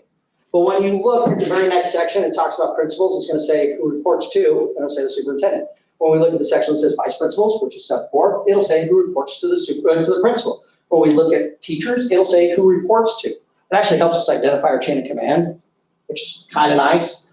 This is our one employee. So when it comes down to who do we hire and who are we in charge of, we approve contracts for all employees. Well, there's an exception. Contracts, we'll stick with contracts before I get off on a rabbit trail there. So 33, 513, 504, 515, all have to do with certificated employees. That's our section that has to do with any of, whether we're teaching staff or administrative staff, that's the sections that have to do with those.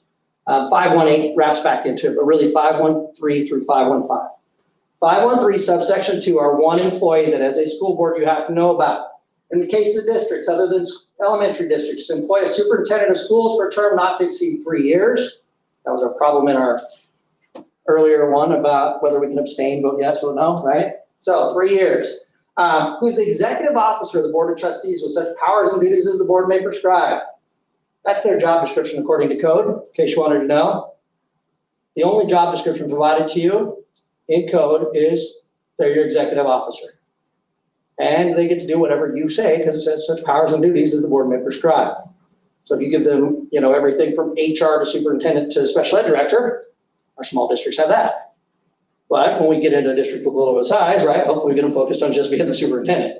We hire people to do those other things. That's why we create the job description. That's why when we're doing our year-round evaluation, right, the very first step in our year-round evaluation model is to review the job description. Okay, we'll just give you the answer. How's that? Right? We haven't done it with them. Every year in the summer, Process. we meet with our superintendent and we review the job description with them. this is what we said the job is. And they come back to us and say, these are the things you didn't know that I'm doing. Or these are the things I'm no longer doing, so we should move those over to the different job description. That way there's this baseline from the start. What is it that the expectation is from the board? What is it that the superintendent is expecting? So we do that every summer. Is that all done in open session? So superintendent evaluation process gets to be an executive session. Every part of it is. Every part of it, because it's the evaluation of the superintendent. So 74-206 1B, which includes a whole lot of things, right? Those times when we go to executive session. So that one's dismissal or discipline, here charges or complaints, again, evaluation of, and then it has a staff member, public agent, student, and yeah, that's all of them. I got it. No, that was the public agent. Yeah. So that one becomes important for other reasons. We'll stick with it on the superintendent evaluation process, but remember that if the board's struggling with each other, you can go to executive charges or complaints against a public officer there. So it's kind of nice.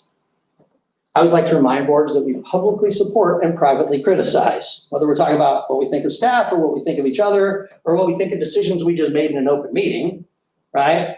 We're a team. Teams have to operate on the up and up, so we publicly support, and then we privately may have some things that we have to say to each other in exec. But under B, we have the opportunity to evaluate the superintendent, and it's a statutory requirement. So they will be the chief executive officer of the board of trustees with such powers and duties as the board may prescribe. They're also the authorized representative of the district whenever such is required, unless some other person shall be named by the board of trustees to act as its authorized representative. That's why they usually get all their, name in the paper stuff, is because everybody goes to the soup. It says, so tell us about.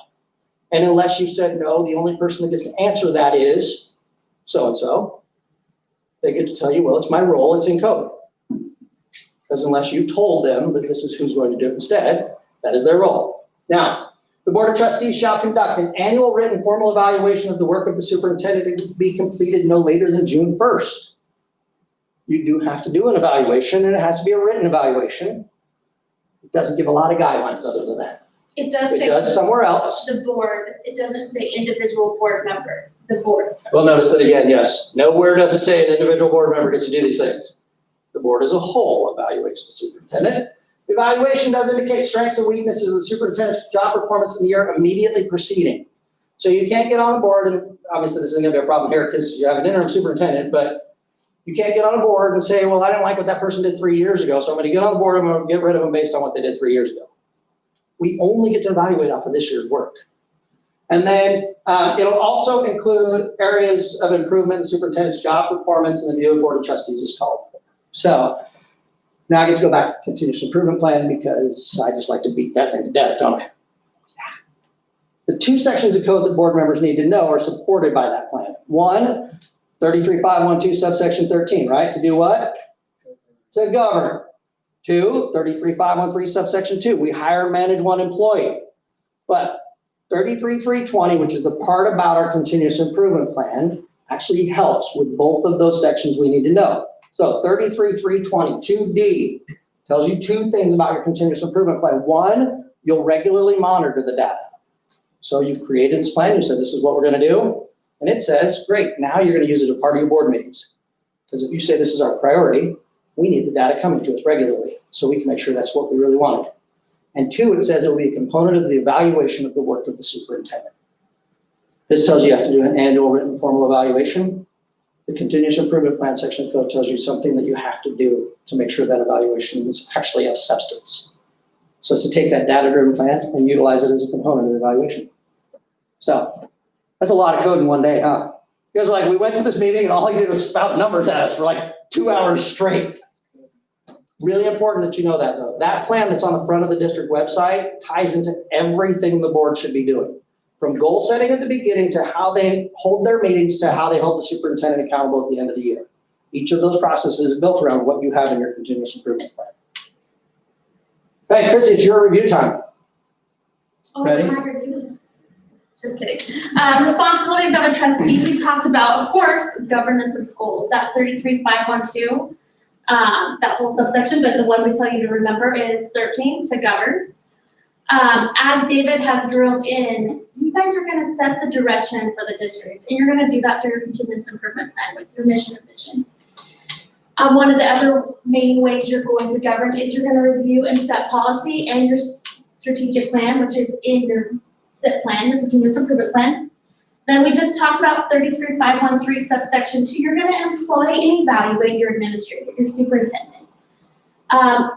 You're going to set the calendar. We talked about that. Submit and approve your district's budget. You're going to do that annually, or if you have to do amended, you might do it more than once.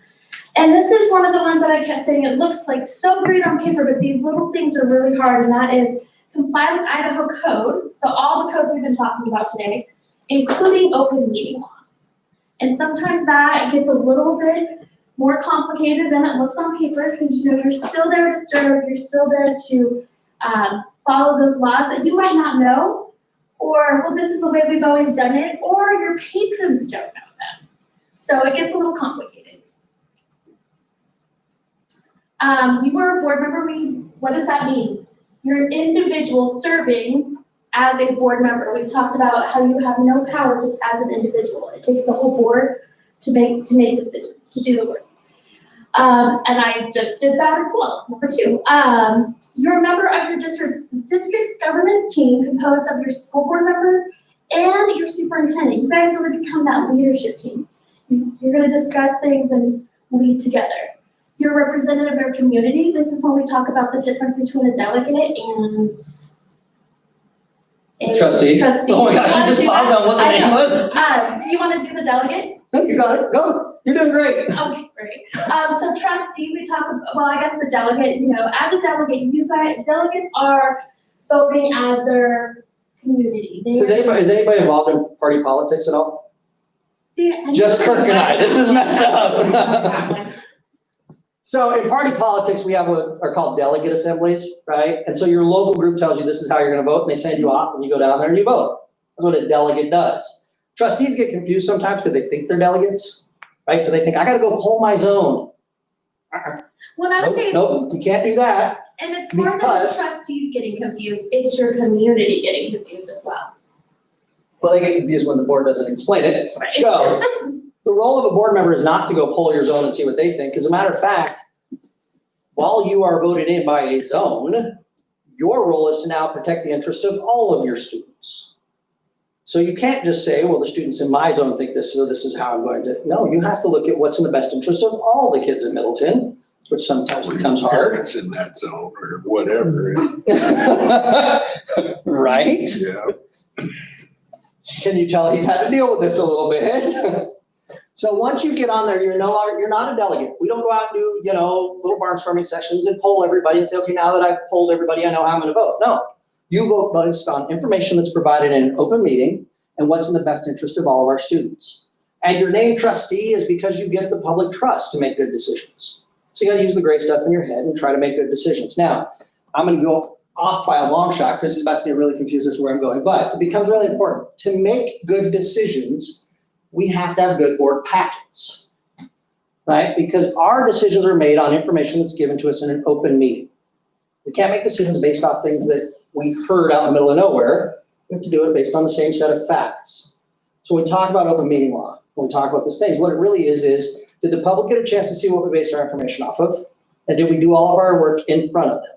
That's our role. We can't go have closed door meetings behind, it's not the 20s, we don't get to do that anymore. We have to do everything in front of the public. This is where those disclosing conversations part becomes so important. And this is where when the patron comes to you and they say, I got this problem, and they go to talk to you. So we start having to learn how we redirect. Now, you're gonna notice that when we get into open meeting law, look, I'm just gonna skip us all the way to open meeting law so we can look at it for a sec, because it's really important. Watch this. Yes, okay. Nobody had a seizure, did they? Forgot to ask if anybody might have a seizure from that. Okay. So we're gonna come back here, we're gonna look at open meeting laws, Idaho Code 74-201 through 208. And you're gonna get little blue books before you leave today that actually have, they're the Attorney General's Guide on Open Meeting Law. But they become really important because when we're talking about our role as the board, we have to understand how we do this role and how we do it effectively. And since we have to do it in front of the public, let's figure out what does our board packet need to look like, right? Everything from when is the board packet put together to when do we get the last piece of information?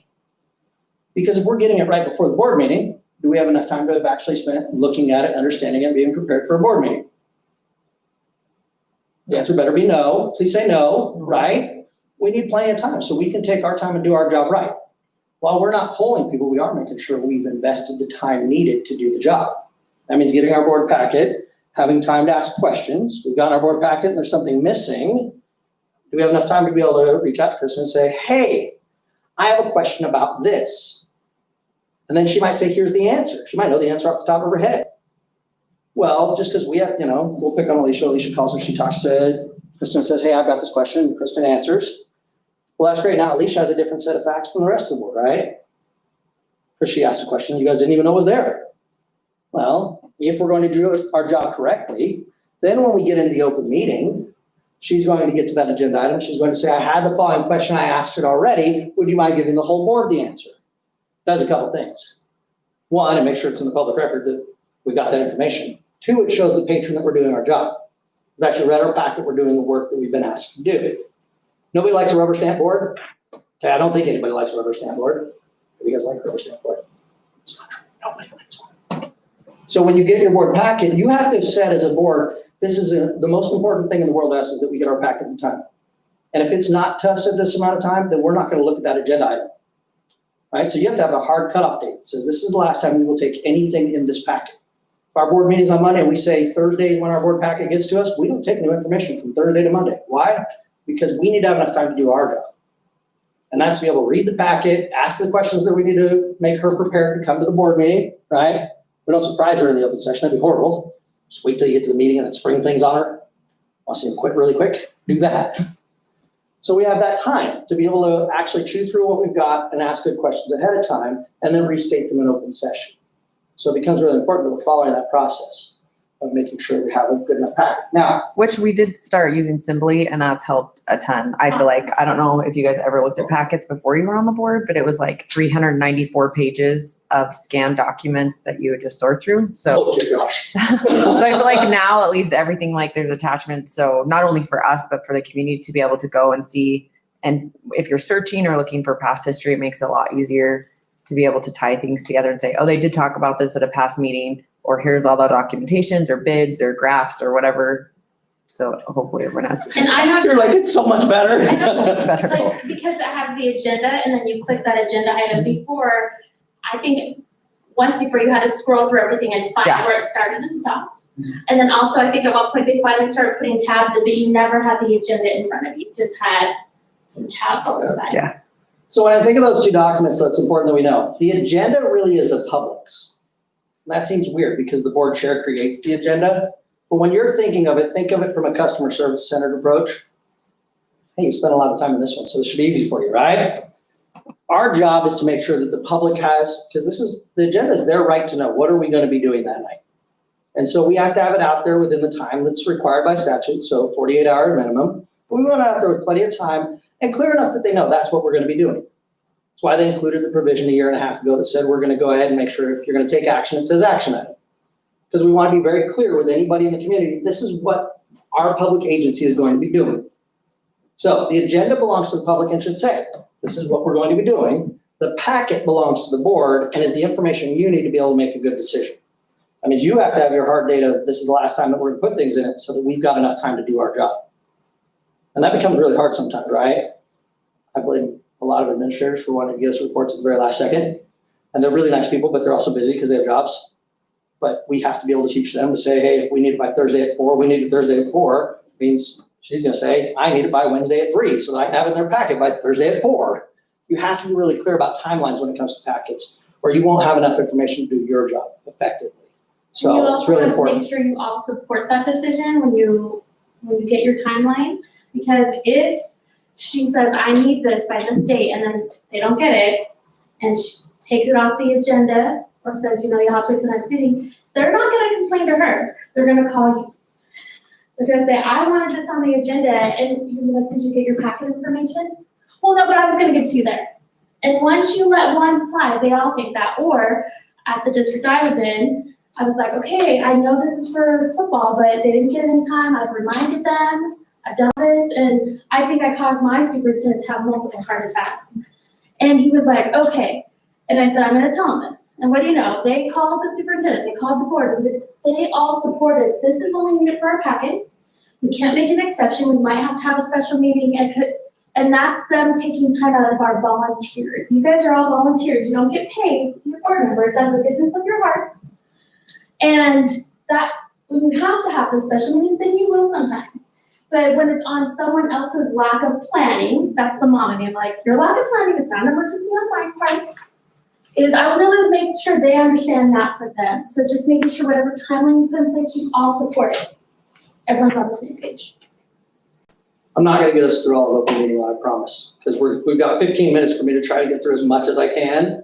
But I wanna get you through at least the basics, because this is gonna be a hard part about being a board member. You know, we said you have to comply with open meeting law, and that doesn't always make sense if we don't know what it means. So there's a couple things I haven't gotten to hit yet that I wanna make sure we do. So first, we're gonna start with patron complaints. Mm-hmm. So Chrissy can do that one, and then we'll get into open meeting real quick. I get to patron complaints. Well, if you don't want to, I mean. We'll just say patron conversations or information coming to you, but mostly patron complaints is, how are you gonna handle that? If they come to you directly and you're at the gas station and you can give them the chain of command, you know what, that's one of the things you guys are gonna be the champion of, the chain of command. But also you have to make sure they're aware. I would say this is the common courtesy part because you're not required to tell them. But part of open meeting law is when you get that unsolicited information, you are required in open session to disclose who and the nature of the conversation. And I want to say 95% of the time, they're coming to you because they don't want everyone else to know that it's them. So one of the common practices is, listen, I want to help you and I can give you the chain of command, but also if I listen to your information and I use it to, as part of the discussion or to have my vote, I have to disclose your name and the nature of the conversation. Then they're like, well, you know, it's really not a big deal. They might be. Or they might be like, go ahead. And you can always also invite them to the meeting. But it's also letting them understand, hey, I want to help you, but we also I have to follow these laws. So I'm gonna go just a little bit more. Well, only because, so patrons have concerns often about teachers, coaches, things like that, right? If they have concerns about agenda items, it's pretty simple. We tell them, come to the meeting, we'd like to hear from you at the same time, right? That's our best avenue. If they've got a concern about an agenda item, we want them at our meeting because we all want to be operating off of the same set of facts. So we're gonna be very clear with them. Can you come to our meeting? We want to hear it there. And they'll say, oh, I can't. And then you're gonna say, well, can we at least get you to just email the clerk and they'll make sure that it's in the board packet so that we all have the same information, right? That's our role, make sure that we're all operating from the same set of facts. So they'll often want to tell you something and you'll have to say, you know what? We have a meeting coming up. We all need to be able to hear about it then. Like Chris said, if they still won't leave, you have to let them know, hey, you know, I just need to let you know I do have to disclose this conversation if I'm going to use it in the formation of my vote. Again, historic preservation versus city council. So that's great. Our teacher one is where we get into some interesting ones, and our coach one. And so here's where customer service is going to be a big deal. Because see, the state of Idaho, the people creating the state of Idaho, creating the instruments of government that serve them. Look, we serve people. It's right there. We serve. That's our role. I really clearly define an open meeting law. Do not yield or sovereignty to agencies so created. So this is that whole part. We serve. So a patron comes to me and they've got a problem. I don't like the second grade teacher, they're doing this. So the very first thing that we're going to do is redirect them to the second grade teacher, right? Why? Because that's the person they got the problem with. Now I always like to tell everybody the coaching rule. I don't know. Did you coach as well? So, you know, I always had the rule when I coached very clearly. Right. I didn't want to hear any complaints till 24 hours later. It was just, it's the coaching rule. I think it's uniform throughout the coaching world. Like, it's just something we do. You get a little angry if you try to talk to me right at the end of the game. So 24 hours. I always tell the parent, just make sure they cool down enough first. Then go have the conversation with that teacher. That's a good thing to do, right? Because I'm going to redirect them. But I'm not going to blow them off. Here's where we got into problems. People kept thinking, oh, well, I have to blow them off. No, don't blow them off. We're kind of be a horrible public representative that way. So, hey, I need you to go talk to the teacher.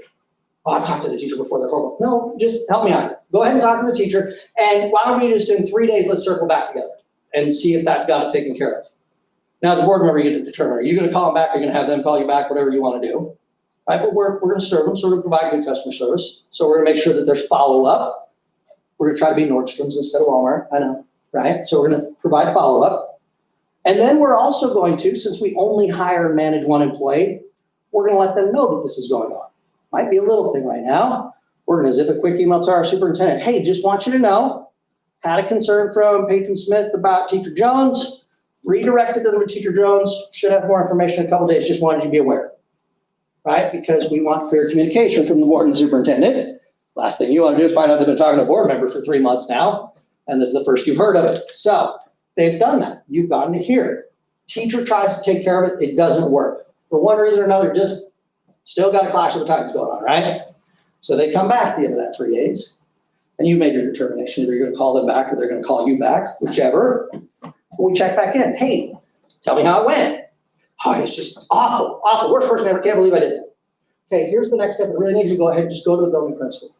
You know, I'm appreciating that you're really trying to take the right steps. Go to the building principal. So we take them to what is the next step? How do I get the help I need? We're gonna follow that same process. Let's check in 3 days afterwards. Let's just find out, did that get solved? And then we're gonna say, oh, we'll get another email, right?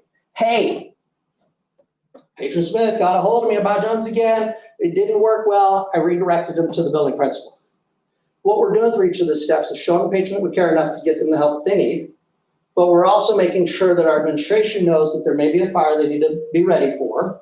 And we're not taking all the facts because we may have to be the hearing panel at some point, because we serve in what's called a quasi-judicial role, right? We hear staff complaints, student complaints, charges, those things.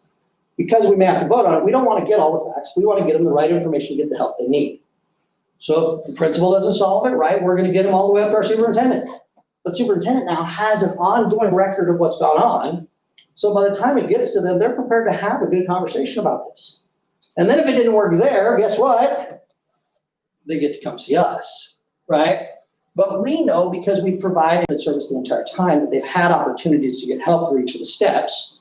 If they come to the board, we're looking at what policy was violated, because we're in charge of making sure the policy is being followed, right?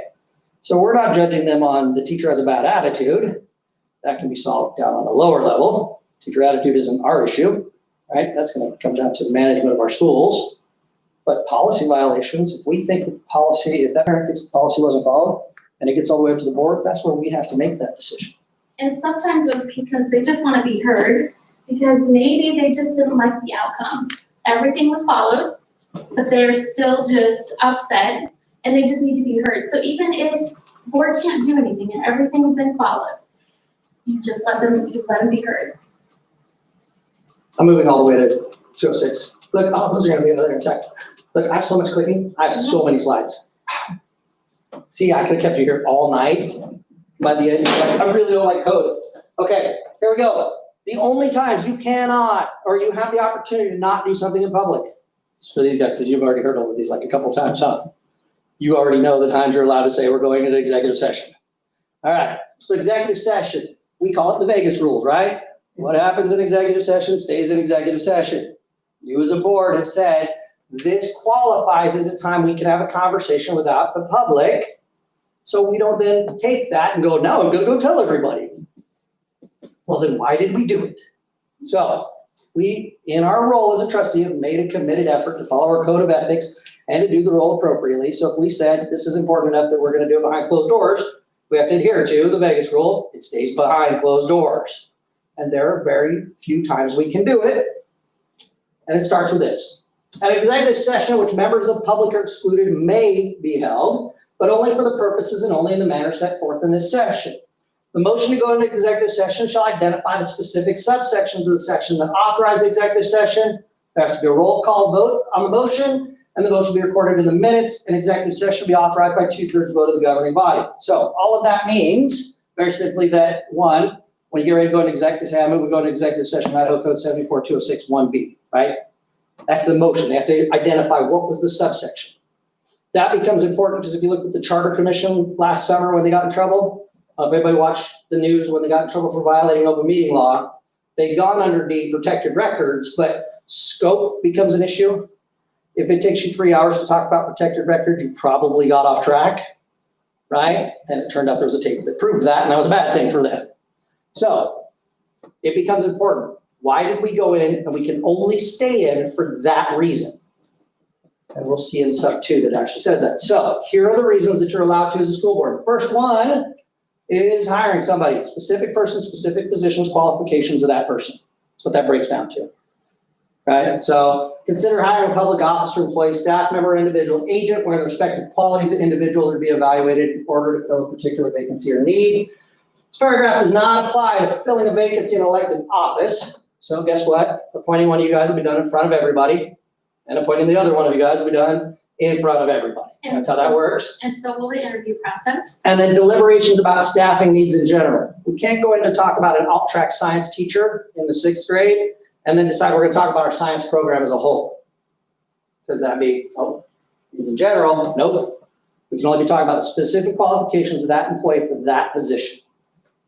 Okay, B is the one that we use the most. So when you're looking at agendas throughout the state, you see B quite a bit because it has a lot, right? Evaluation, dismissal, or disciplining of your charges or complaints brought against public officer, employee, staff member, individual agent, or public school student. Evaluation of the superintendent, discipline of a staff member, complaints against other board members, complaints against a staff member, and then of course expulsions and those things take place under here. So there's a lot of things that can go under there. So you see that one quite a bit, right? They'll have a subheader usually, so superintendent evaluation. That way we know it's something good. It's not one of those negative ones that's on there. Student discipline. All right. C is to acquire interest in real property, which isn't owned by a public agency. Oddly enough, the way code's written, if you go to sell property, you have to do it in open. If you want to purchase property, you can do it.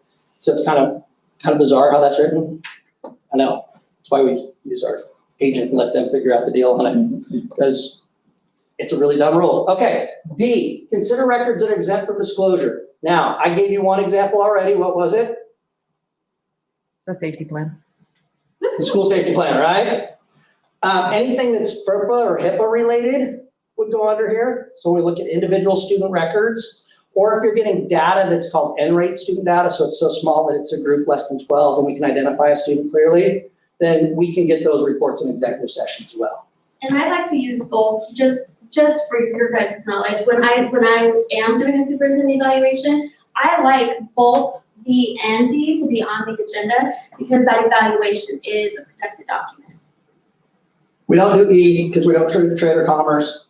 F, so communicate with legal counsel for an issue either pending or eminently likely. So if we think something might be coming, right, we've got a good shot at it, we're talking to legal counsel, we can do that in exec. Or we're in the midst of a legal battle, we can do that in exec. Mere presence of legal counsel at the meeting doesn't qualify. So it can't just be they happen to be at the meeting, we should just go into exec and chat with them for a little while. Have to actually have a reason, it turns out. Sometimes it'll say F, and what it actually is the superintendent is bringing a letter from legal counsel that the board needs to look at. Still communication with legal counsel. So it doesn't actually define that it has to be them in person having the conversation. We are not, as it turns out, pardons of parole, thank goodness.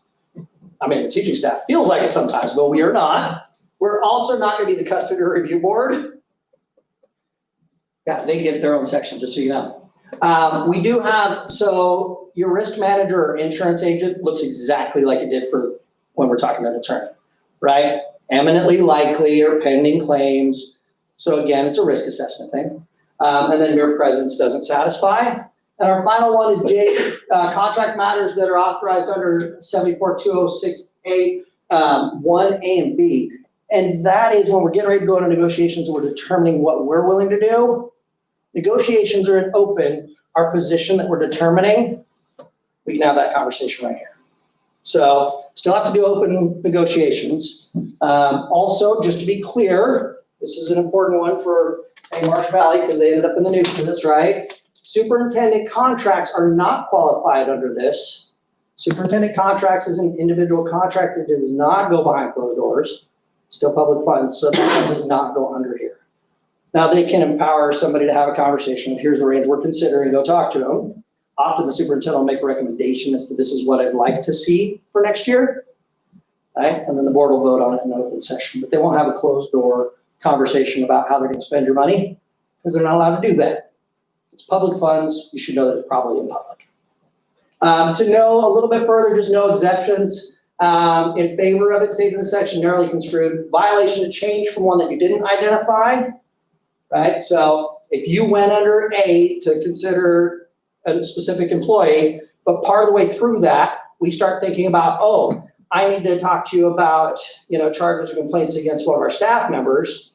If it wasn't on the agenda, we don't get to do it. Doesn't happen. And then it also, you can't just go from, like A shows really clearly, we can't go from individual staff member to, we're gonna talk about staffing needs in general. So you can't start out with a good reason to be in there and then just go into something else because, hey, we're here, we might as well just continue talking. Not okay. One thing this didn't cover is amending agendas. So never put on your agenda the very first thing, right, additions to, or I see those still where they say additions, modifications, blah, blah, blah, when they get ready to approve an agenda. Once the board meeting starts, you are not amending an agenda, period, end of story, just so you know. Want to know why? We always wanna know why. I'm waiting to see if Kurt already knows. Like, he's like, Oh, I know the answer. you want to tell us why, Kurt? Yes. Well, you can amend it before you start though, if you have an emergency. Explain what an emergency is then.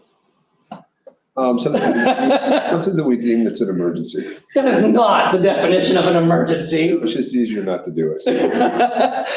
Amending agendas is a big deal. I told you that agenda belongs to the patron, right? And so it's really clear on amending agendas. Up to 48 hours from the start of the meeting, you can amend an agenda. But after 48 hours to the start of the meeting, it becomes a whole different thing. So if for some reason something got forgotten, and the board then says, yes, we're gonna go ahead and allow it, and it's outside of 48 hours, so we're way out there, earlier in the week, right? They amended, they posted, that's your agenda, we're fine. Once we get into inside 48 hours to the start of the meeting, it becomes a little bit different. We have to have a good faith reason why it wasn't included. Well, that's important, right? It's the patron's knowledge. We need to have a good faith reason that we didn't put it out there for them originally. It's to show that we were doing our jobs appropriately. When a meeting starts, the requirement changes, just so we're clear. Once a meeting starts, you can't just suddenly say, you know what we should talk about? It's not on the agenda, we're not gonna. Because it actually says a couple things have to happen. One, if you add it for just discussion, you have to state the good faith reason it wasn't included. And if you were going to try to take action on it, you have to declare an emergency, and an emergency involves imminent loss.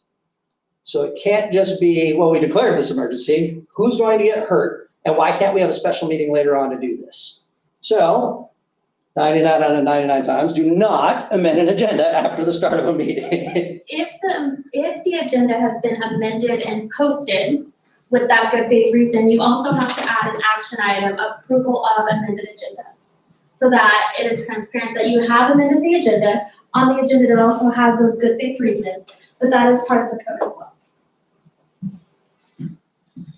Where are they? I thought you were gonna do, I can hand these out. Oh, you want me to do that? Yeah. You want me to do my recap? Do you want me to do this part? Sure, you can have all of that. Okay, here we go, ready?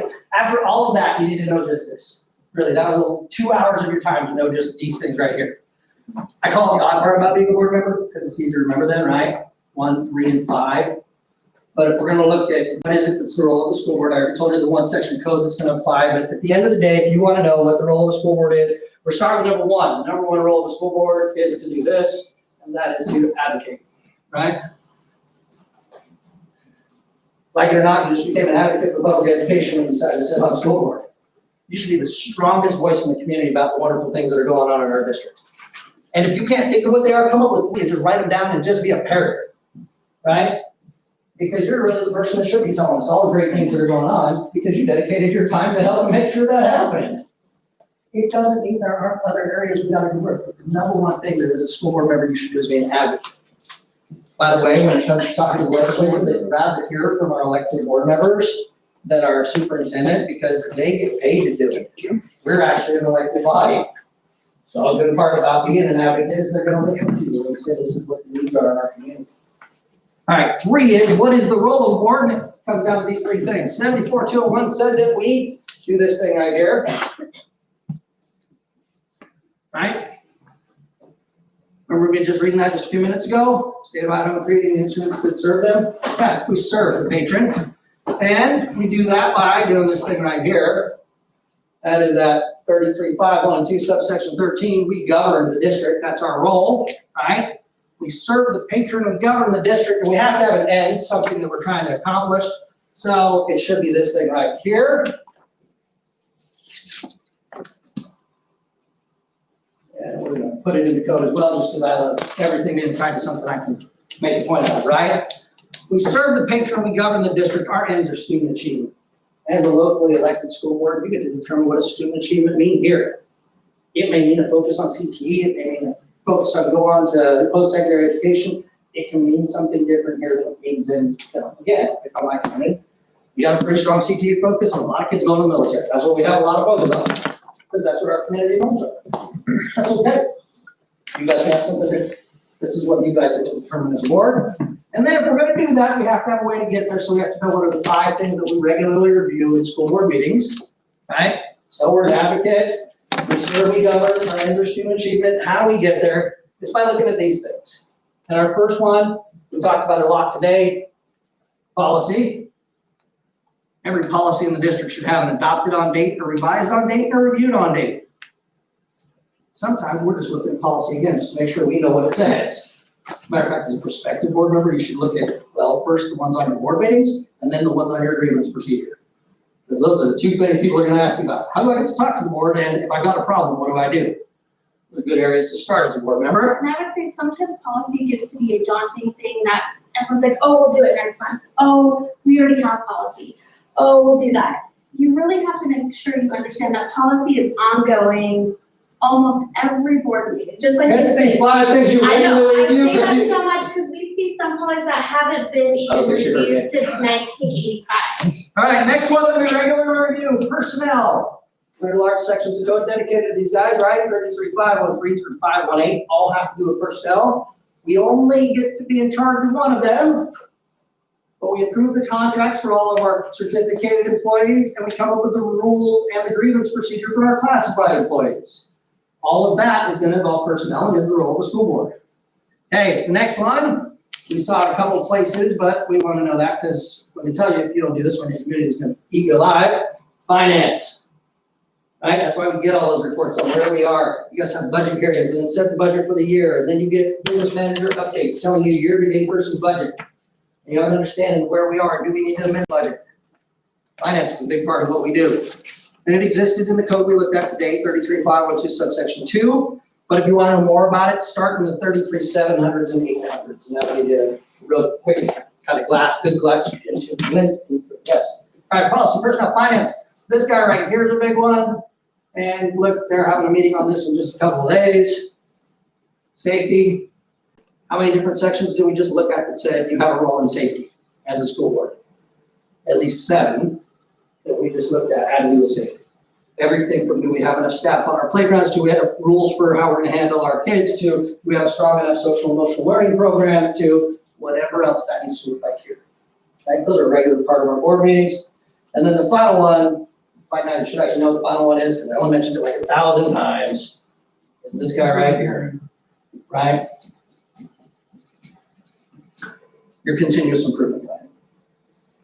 33.322B, you will regularly monitor the data, and you will use it as an evaluation, as a component of the evaluation of the work of the superintendent.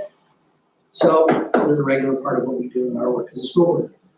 So there you go, at the end of the day, you just spent 2 hours learning these 3 little steps right here. What is the most important part about being a board member? You're an advocate for public education for your specific district. You serve, you govern, and your ends are student achievement. And these are the 5 things that you'll regularly do. Does that help? Did you guys still want to be on board? It was a lot, right? In 2 hours, I'm sorry. I talked really quick too. I tried to get through it as fast as I could. If you have questions, our cards are in there, I believe, still, yes. You can call, text, any of that, anytime. If there's something that we hit and you're like, hey, I want a little bit more on that, or if there are things we didn't get to today, because we narrowed it down to 2 hours, which I think we hit a lot in 2 hours.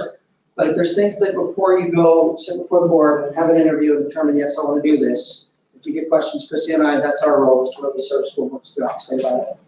And so we're here for you guys, and these guys can tell you that that's what we do all the time, is field calls from you folks from time to time. And then I would also add that it's more than 1 meeting a month. You might want to mention that. Sometimes board members might get on the board thinking, oh, it's only 1 meeting a month, and maybe it's 2-hour meeting. It's so much more, or that's how they're like, hey, it'll only be 1 meeting a month, and they give us candy sometimes. It's really more than that. And so it's also, do I have the time to sit in this role? And that is something I always just make sure any potential board member thinks about, because of that 1 meeting a month in their head. Like, oh, I see some that have an hour, I see some where meetings that last 6, and you're like, well, I can do one, just make sure you understand the same goal that is more. Well, thanks, everybody, for coming in. Yes, thank you very much. And David and Chrissy, all the work that you guys do, the resources you guys provide, the times you pick up the phone when you're driving all over the state. And on the Thank you. weekends and all that. And thank you to our candidates for coming in, volunteering, and just hearing a little bit of it. So really appreciate your time. And I just think the community, just so you guys are aware and all the community people maybe that are streaming it know that the Idaho School Board Association is accessible to everyone in the community. If you ever have questions about something that happened during a meeting or things that you want to know or whatever, they have people there all the time, Morgan and Quinn and people that do legislative stuff and train us and all sorts of things. So if you have questions or we've talked about doing more community training, don't hesitate to call them or anyone in the community, reach out to them too, and they can say, yeah, your board needs help, or no, they're doing a great job. So they've done a little bit of both. Thank you.